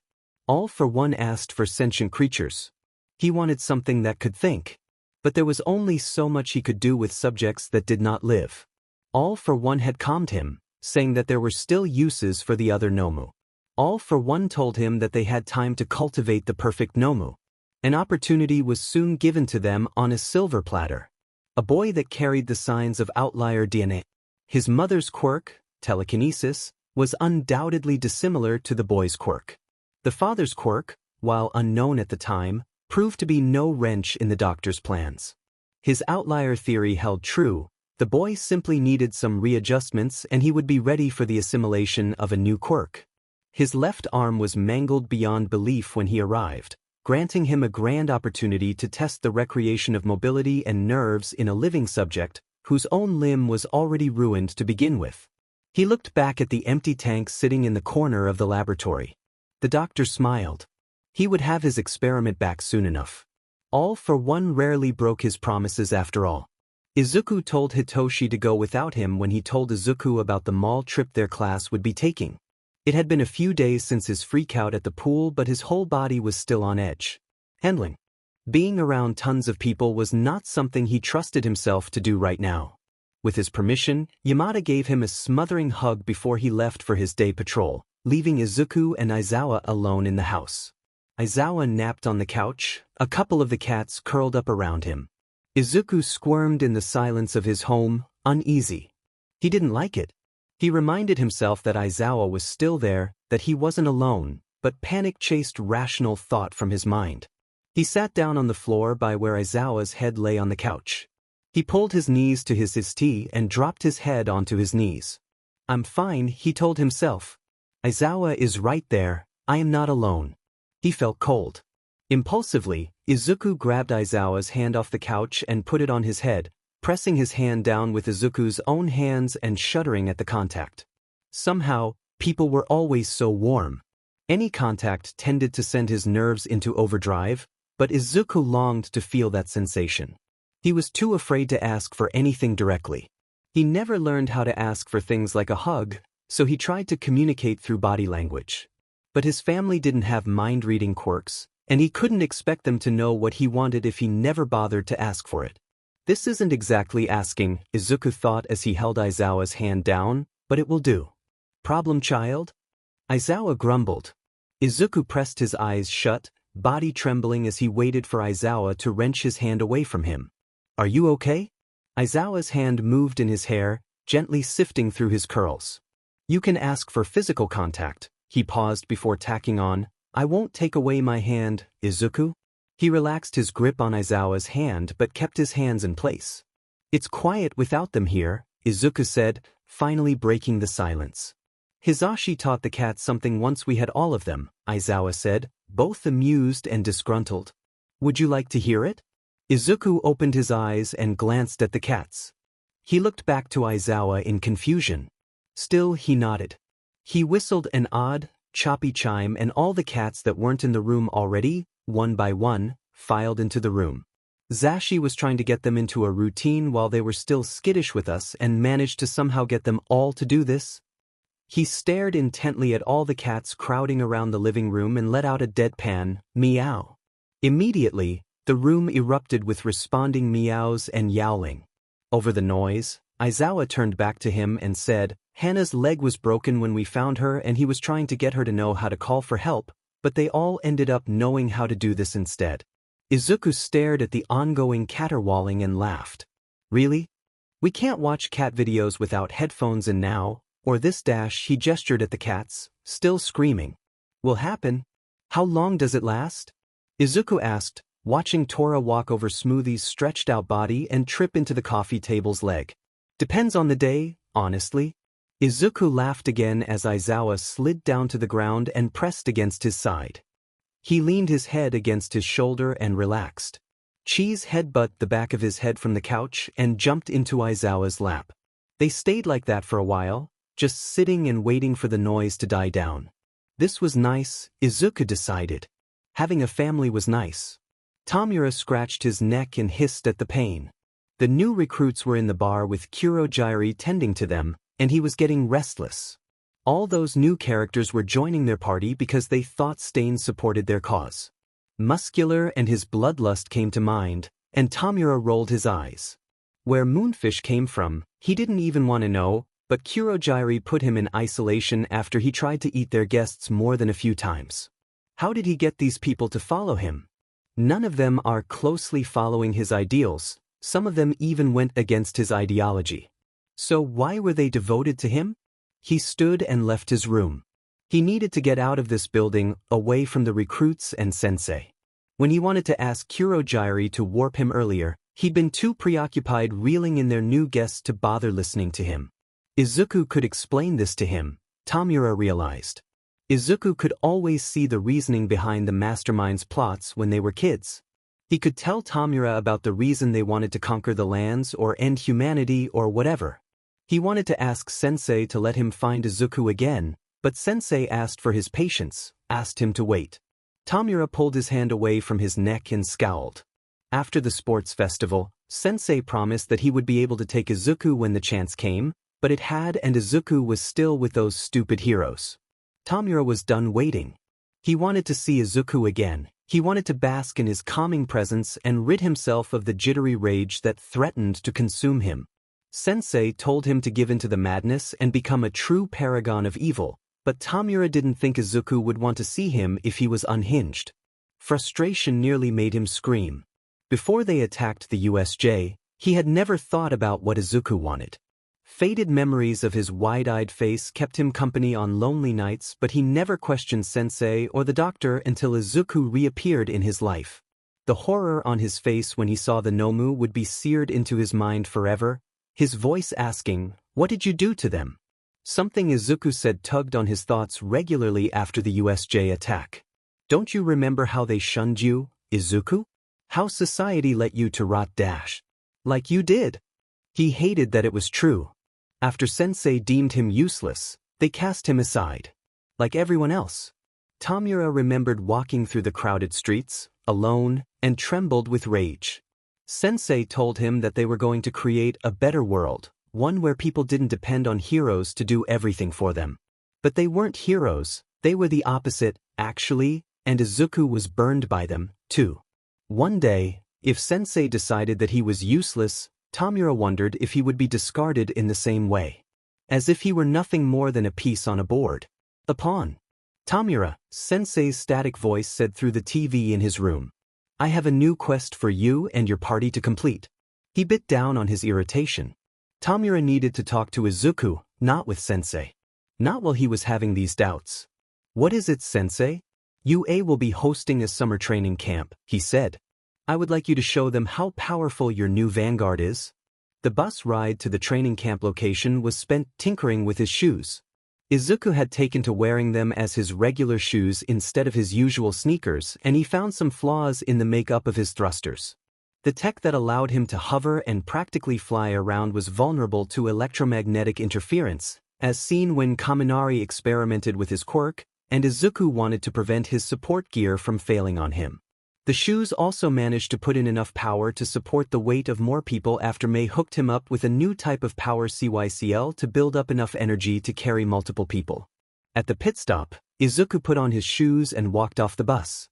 They should be lighter, Izuku thought. The new system was lighter than the shield tech because it wasn't composed of the same hardware and Yaoyorozu helped him replace the metal, so Hitoshi elbowed him and he looked up from his shoes. Izuku gasped at the sight of the wild pussycats. Apparently, he missed what they said because the ground was suddenly disappearing and wait, everyone else was freaking out too. Izuku powered on his shoes and started grabbing his classmates. The others caught on quickly and Izuku realized that there were way too many people hanging onto him as his shoes stuttered in the air. Hayama! Izuku's head snapped towards Aizawa's voice. Drop them? His classmates screamed their opposition to this order, but his shoes finally gave into the gravity of holding 10 of his classmates. They all tumbled to the ground in time to watch a beast form from the ground. Izuku's legs were lead as they all stopped in front of the lodge. Monoma was the 1B replacement for Bakugo. He only noticed his presence when they began fighting the woodland monsters somehow. Hitoshi said that he had been brooding in the back of the bus for the entire ride. He also chuckled about how the teachers could only handle one erratic blonde at a time. Some of his classmates asked about what happened at the pool, now that they could catch his attention, but Izuku waved them off. He guessed that they didn't press, however, because of the way Hitoshi loomed in the background like a guard dog. After he managed to explain to Hitoshi what he saw, then to his parents, Izuku hadn't been in the most stable state of mind. The vision put him in a bad place, one he would rather not go again. The black-haired boy with the red cap glared at them all with an astonishing amount of hatred. Izuku caught his eye for a moment and waved from a safe distance. Adorably, he huffed and turned away. He reminded Izuku of Bakugo, with his stubbornly placed glare, though he was significantly more quiet in comparison to Bakugo. Mandalay introduced him as Kuta, her nephew. After they all put their luggage away, Izuku herded Hitoshi to the dining area. Both of them were half asleep at this point, but their need to eat overwhelmed their drooping eyelids. Izuku blinked and realized people were leaving to go into an onsen. Suddenly, Izuku felt wide awake. He rubbed his arms self-consciously. It's not that his classmates hadn't already seen his scars, but their view was previously limited to glimpses in the locker room. In an onsen, he would be completely exposed.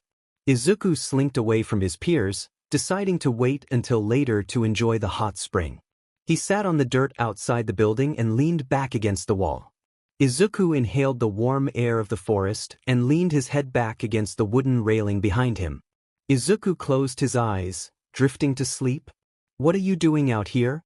Izuku startled at the snappish tone and blinked at Kuta. What? He said dumbly. The boy's scowl only became more withering. The rest of your hero-loving friends went to bed where they were supposed to be.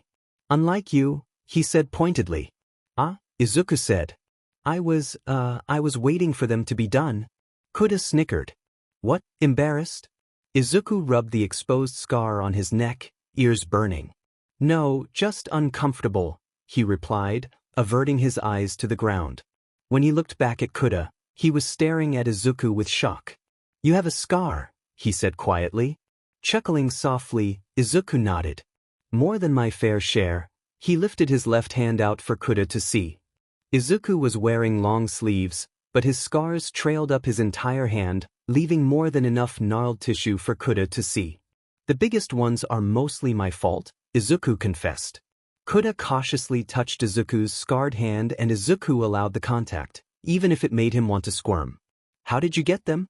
Kuta asked. Izuku paused to think of a kid-friendly approach to saying how he managed to mangle himself trying to bring back his child-abandoning mother, then how his friend mangled him in a fit of rage after Izuku destroyed a Nomu. I was looking for something when I got this one, Izuku explained tentatively. I stuck my arm into something and it collapsed on me. Kuda's eyes drifted to his neck. And that one? He hesitated, his free hand drifting to the warped patch of skin. Izuku's voice cut off and Kuda dropped Izuku's hand, kicking at the dirt. You don't have to tell me, he muttered. My parents never liked to tell me about their scars, either. Before Izuku could respond, Kuda clammed up, his glare slipping back into place. Go take your stupid bath, he snapped. You stink. Izuku watched, bewildered, as Kuda stomped off. Izuku decided very quickly that he would not like this kind of training. Hitoshi agreed with him, grumbling about the early hour they were forced to wake up at. Quirk training for both of them would require another person, more if they were actually going to push themselves. Minoma was grouped with them, interestingly enough. Aizawa said that they would need to alternate using their quirks on each other. Sluggish from his late night and tense from the anticipation of being told to use his quirk on someone, Izuku barely registered Minoma's snobby attitude. Who wants to go first? Izuku said after no one moved. What even are your quirks? Minoma asked. Izuku shared a wary glance with Hitoshi. Insecurity, he said. When I have skin-on-skin contact with someone, I force them to face their insecurities. It's also got some sensory add-ons. Brainwashing, Hitoshi said, not missing a beat. If someone answers a question I ask, I can control their movements. Minoma looked between them with a look that said, that's effed up, but only said, copy. After I touch someone, I can copy their quirk?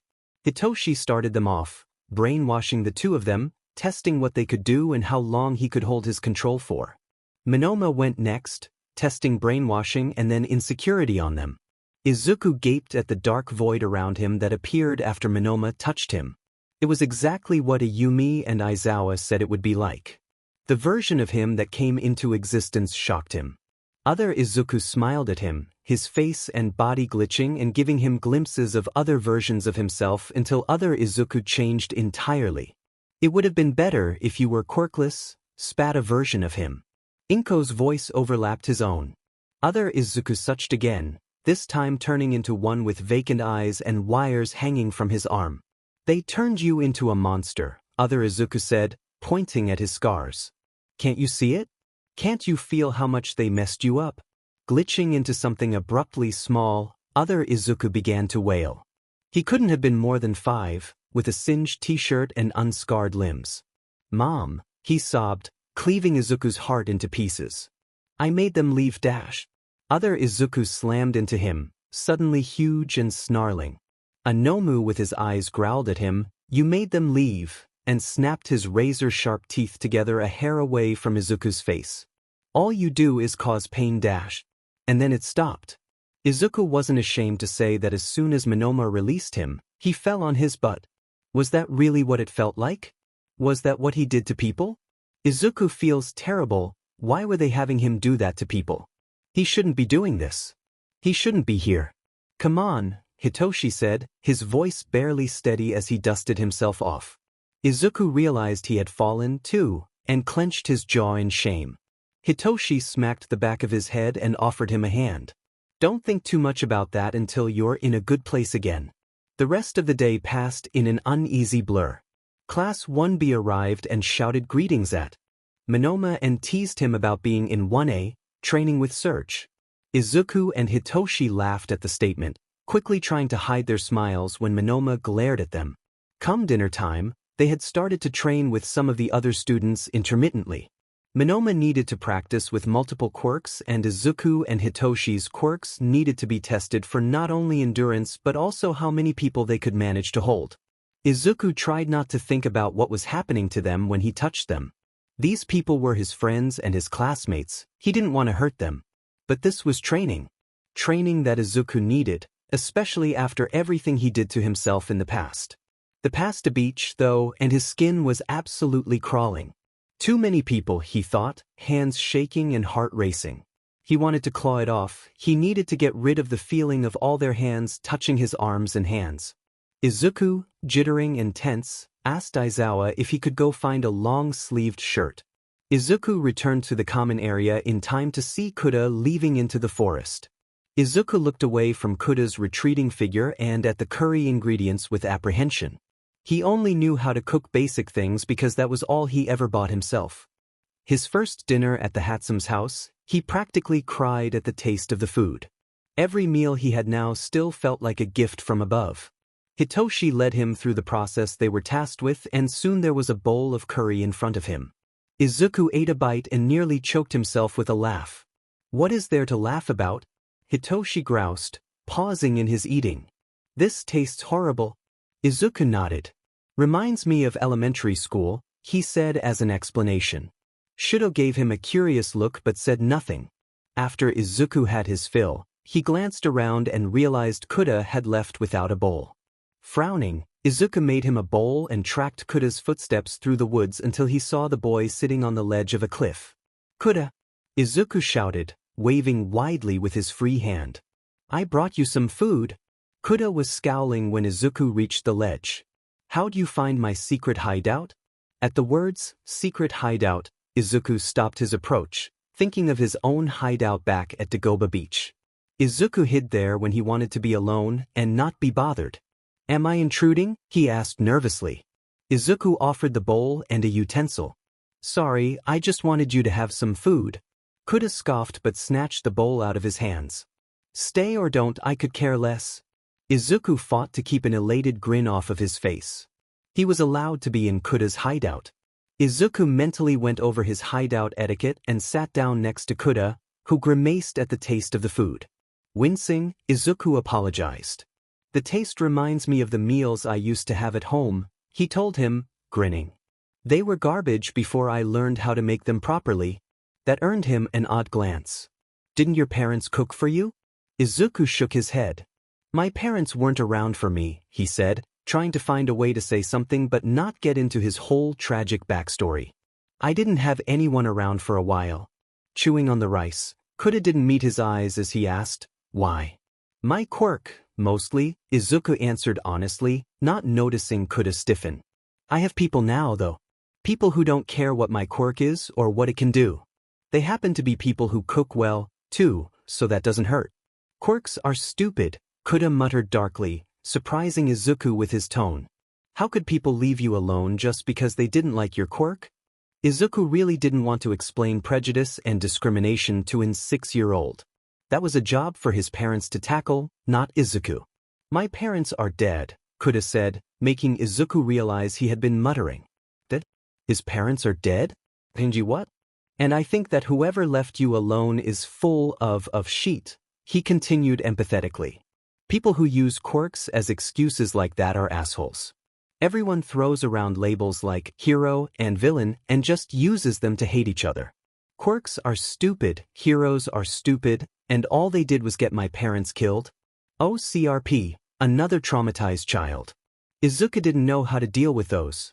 Especially not an angry one, who happened to hate all of hero society. "Heroes aren't all bad," Izuku started, earning a withering glare. "A hero saved me, and I didn't have to be alone anymore." "And what about your aunt? She saves people all the time." He scoffed. "Heroes only want to show off their quirks, just like all of you hero students. You're all just going to get yourselves killed. And then what? What happens to all your families, all the people you leave behind?" Izuku reached out in concern. Kuda dashed. He slapped Izuku's hand away. "Go away," he yelled, sounding close to crying. "Go. Leave me alone." Izuku stood but hesitated to leave. Kuda pushed him with as much force as he could probably manage. "I'm leaving," Izuku said placatingly. "I'm leaving." He didn't sleep well that night. A test of courage. Pixie Bob cheered. Another day of training passed by, and Izuku was so done with the sheet. He had an ever-present headache stabbing at the lump that was his brain, and he had never felt so on edge because of his skin. Hitoshi repeatedly smacked his hand during the multiple times when he tried to scratch his skin to relieve some of the itchy feeling. Aizawa told him to stop after he got his second nosebleed, but the pounding in his head didn't cease. Everyone was divided into groups, Izuku ending up with Yakuza. He didn't know how well he would react to jump scares or any other attempts to frighten him, but he journeyed into the woods with Yakuza. They yelped and tensed at 1BS scare tactics, but a strange pink fog began to permeate the air. They stopped to watch as it crept toward them. "Do you think it's someone's quirk?" Yakuza whispered. Izuku turned on sight, vision narrowing to the auras inside the fog. They were dim at best, which only happened when someone was sleeping. "They're unconscious," Izuku said, taking several steps away from the fog. "It's some kind of gas, we shouldn't breathe it in." Without pause, Yakuza handed him a gas mask. "I'll keep making these, you should dash." "Everyone, this is Mandalay," they startled at her voice. "There are villains in the forest, please head back to the lodge." And dashed, her voice stuttered, cutting off before continuing. "And if someone sees Kuda, please bring him with you." "Kuda," Izuku whispered. He knew where Kuda's hideout was. That meant he might be the only person who knew where he was hiding. "Yakuza," Izuku called. "I need a gas mask that will fit Kuda." Kuda was alone when he arrived, and Izuku sighed in relief. "We gotta go, Kuda," Izuku told him urgently, giving him his gas mask. "We need to leave before dash." "Before what, Midoriya?" A moon-casted shadow loomed over both of them, the voice rough and mocking. Izuku turned, watching as the man shed his mask and cloak. He was wearing something that covered his skin all the way up to his chin. His blonde hair looked almost white in the moonlight, but his eye gleamed with carmine bloodlust. "The name's Muscular," he drawled. "Why, you're him." Izuku kept his eyes on the villain but internally cursed Kuda for drawing attention to himself. The depraved grin on his face widened as his eye slid over to Kuda, and Izuku stepped to the side to block his view. "Kuda, run," Izuku ordered, desperately hoping that he would bolt. But there were no sounds of running, just Kuda's terrified breathing. "Water horse, right?" Muscular said cruelly. Kuda whimpered, and Izuku's resolve to get them both away from him intensified. "I remember them. I remember how pathetic they were in the end." "Shut up," Kuda screamed. Izuku wished this guy's get-up didn't cover so much skin. It would be hell to grab Kuda and run, but without a good chance at catching him in his quirk, Izuku couldn't just run in and hope Muscular's quirk didn't kill him. "Admiring my get-up?" he smirked. "Shigaraki told us all about your quirk, Midoriya. You won't be getting me, so why don't you just come quietly and save us all the trouble?" "Come quietly? You want me to go with you? Boss man says you're the objective." Izuku took a step back, steeling himself to shoot over the forest with Kuda. Muscular grinned. "Your mother made the same face before I killed her." He wasn't talking to Kuda, Izuku realized, any half-formed plans going out the window as his statement set in. "What?"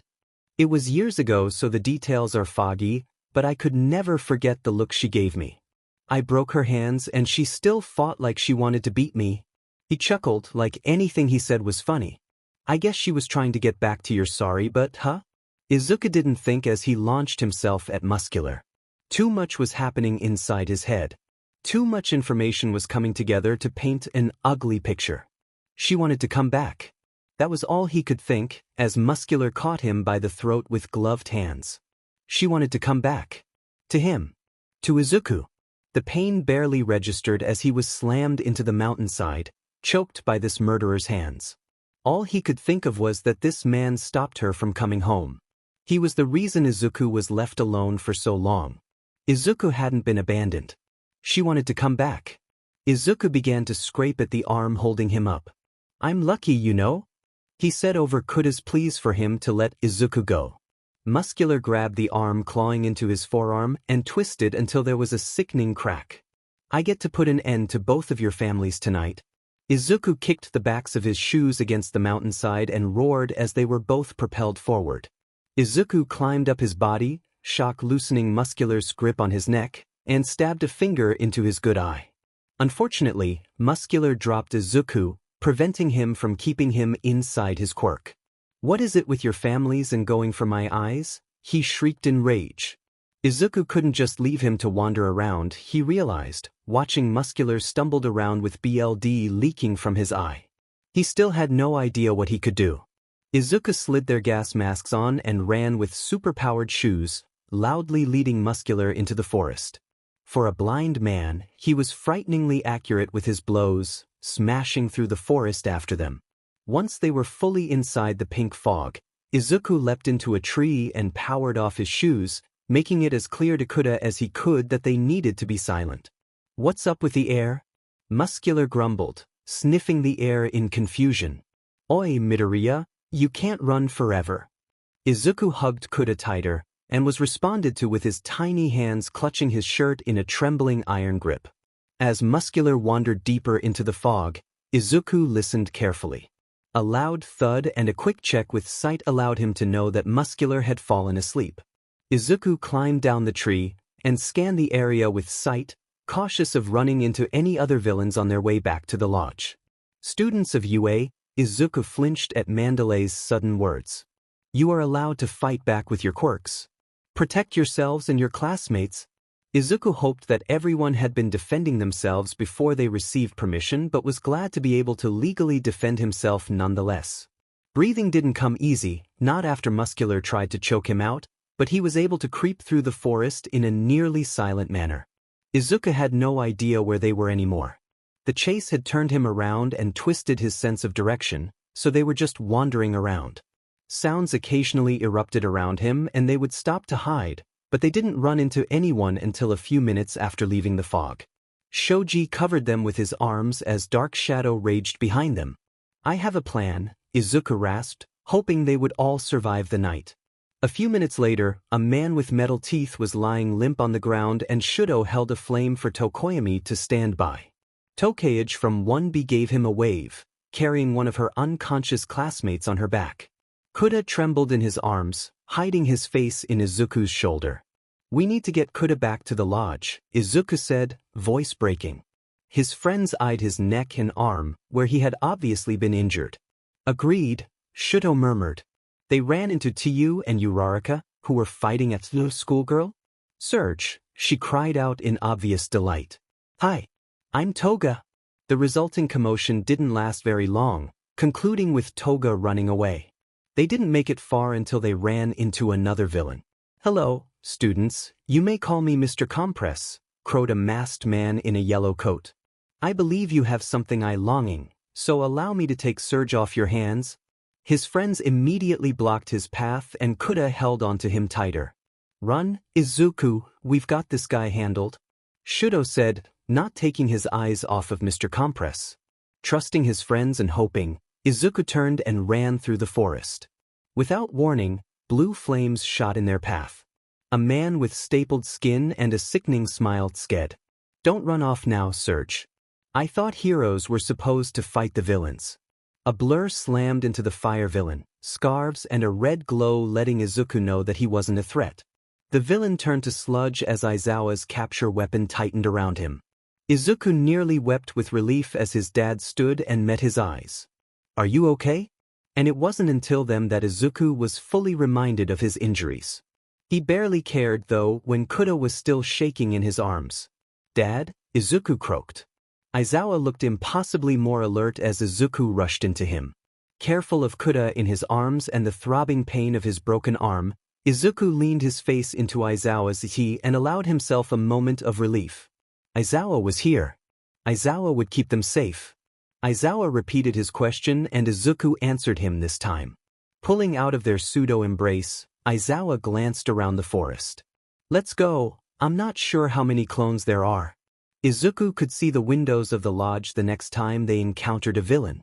A Nomu with chainsaws for hands stepped in their way, its head angled towards Izuku. He took a step to the side and the Nomu matched him, advancing a step. He put Kuda on the ground slowly. "Kuda," Izuku met his tearful eyes with as much calm in his voice as he could muster. "I need you to actually go this time, okay? Go straight to the lodge." Kuda nodded and Izuku could feel Aizawa's gaze burying into the back of his head. The Noma didn't move as Kuda rushed past it. Izuku turned back to the Nomu and gulped. "What should we do?" Izuku whispered, staring at the unmoving Nomu. Aizawa grabbed his capture weapon, eyes beginning to glow red as he stepped forward. "Your friends are quite tenacious, Surge." Whipping around, The last thing Izuku saw was Mr. Compress. Hand reaching out at him before everything. Compressed. Shudo couldn't reach him. The Nomu kept him and Aizawa occupied since they were the two most equipped to handle it. His teacher needed help, and if he left for Izuku, he might end up losing his other friends too. Dark Shadow was still too volatile to risk letting loose without Shudo to restrain him. Tokage was carrying an injured classmate, and Uraraka and Tsuyu didn't have the brute force to take on a Nomu. Aizawa could restrain the Nomu and make sure its chainsaws didn't work, but he needed Shudo to finish the job. He needed Shudo to make sure this thing couldn't harm anyone. But all that meant, Shudo thought as he turned the Nomu's brain to ashes, was that he couldn't reach Izuku. Mr. Compress could be halfway across the forest by the time the Nomu fell. When the Nomu's body didn't begin to regenerate, Aizawa turned to all of them and Shudo straightened at the sheer amount of rage seeping off of him. "Go to the lodge," he ordered in a voice Shudo had never heard before. And then he was gone, sprinting off into the forest again and leaving them with an order to retreat when their friend had been kidnapped right in front of them. Shudo stepped towards the forest, everything inside him burning. "Students of 1A, get inside." Vlad King ushered them inside, practically brute-forcing them into moving into the relative safety of the lodge. Their classmates, from 1A and 1B alike, began to clamor, raising their voices to question them about their friends, about who is still alive. "Shuto," Hitoshi said, suddenly in front of him, gripping his shoulders with trembling, bruising strength. "Shuto, where is Izuku? He didn't come back with Yaoyorozu?" The boy that Izuku saved, Kuta, stood at Hitoshi's side. Glaring at him through his tears, it felt like he was daring Shudo to say anything other than, "He's right behind me." Shudo had never been good with dares. So he said nothing. "They took him," Tsuyu said, answering for him. The students quieted, the atmosphere prickling at his skin and making him avoid their eyes. "The villains kidnapped Midoriya?" Izuku woke up bound to a table.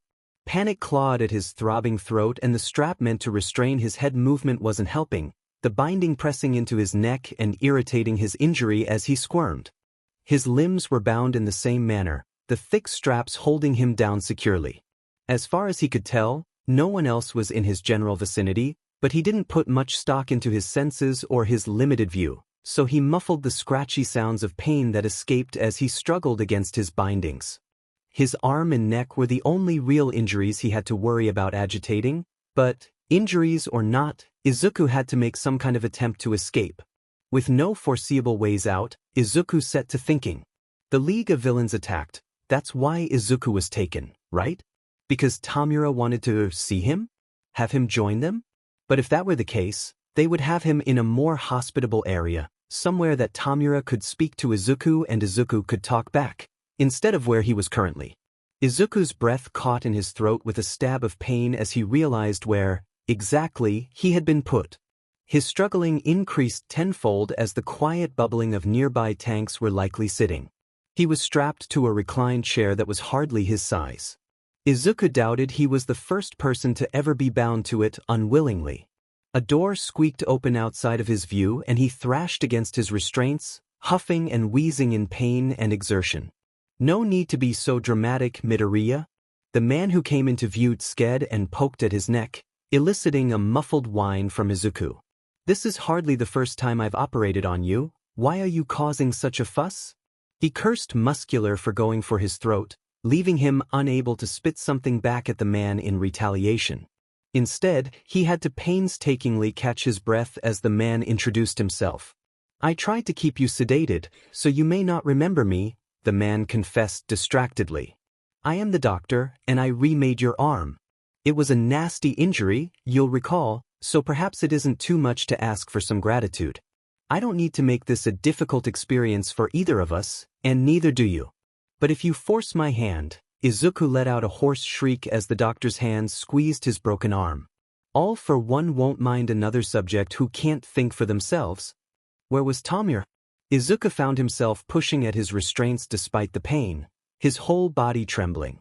Tomura wouldn't let this happen, he wouldn't. Right? "I would like to mention that Shigaraki is terribly fond of you though." The doctor sighed. "If I give you back to them without your mind intact, he may throw one of his temper tantrums." A clink sounded and Izuku's whole body tensed in anticipation for something horrible. I wouldn't worry too much, Midoriya. This won't even be that bad compared to what All for One will do once you are fully prepared. All for One? Izuku blinked at the ceiling, confusion taking the place of some of his hysterical panic. All for one like one for all? He wasn't given the chance to ponder his query, a light pinch in his arm indicating a needle breaking through his skin. Izuku drifted off, images of All Might's injury flashing in the back of his mind. UA traitor? Is Surge as heroic as we think? UA student Midoriya Izuku, hero alias Surge, is widely known for being given the credit of meeting the hero killer, Stain's criteria of a true hero. Before that, we see him give a controversial speech during the UA Sports Festival as the first year's representative and eventually be beaten by Todoroki Shudo, the number 2 hero, Endeavor's son, in the 3rd round. People have been enamored with the idea of a young hero in training who has a heroic demeanor and is willing to give a voice to people with weak quirks like himself. But how much do we really know about Surge? Is he really the go-getting, selfless student we have all been led to believe? Our sources say otherwise. A recently opened case in Mizudafu's police department details Surge's interactions with the League of Villains, LOV, years before they ever attacked the Unforeseen Simulation Joint, USJ, on UA's campus. According to the case file, Surge was kidnapped by the League and released into the real world not too long after, not doing anything notable until he passed the UA entrance exam. Student essays, which are released to the public when exams are finished, are prompted by questions the principal of UA poses about hero society. Surge's answers are quite telling about his view of our world as it is. Surge wrote about how toxic and unstable our society is, and how we are all boxed into a category that we may or may not fit in.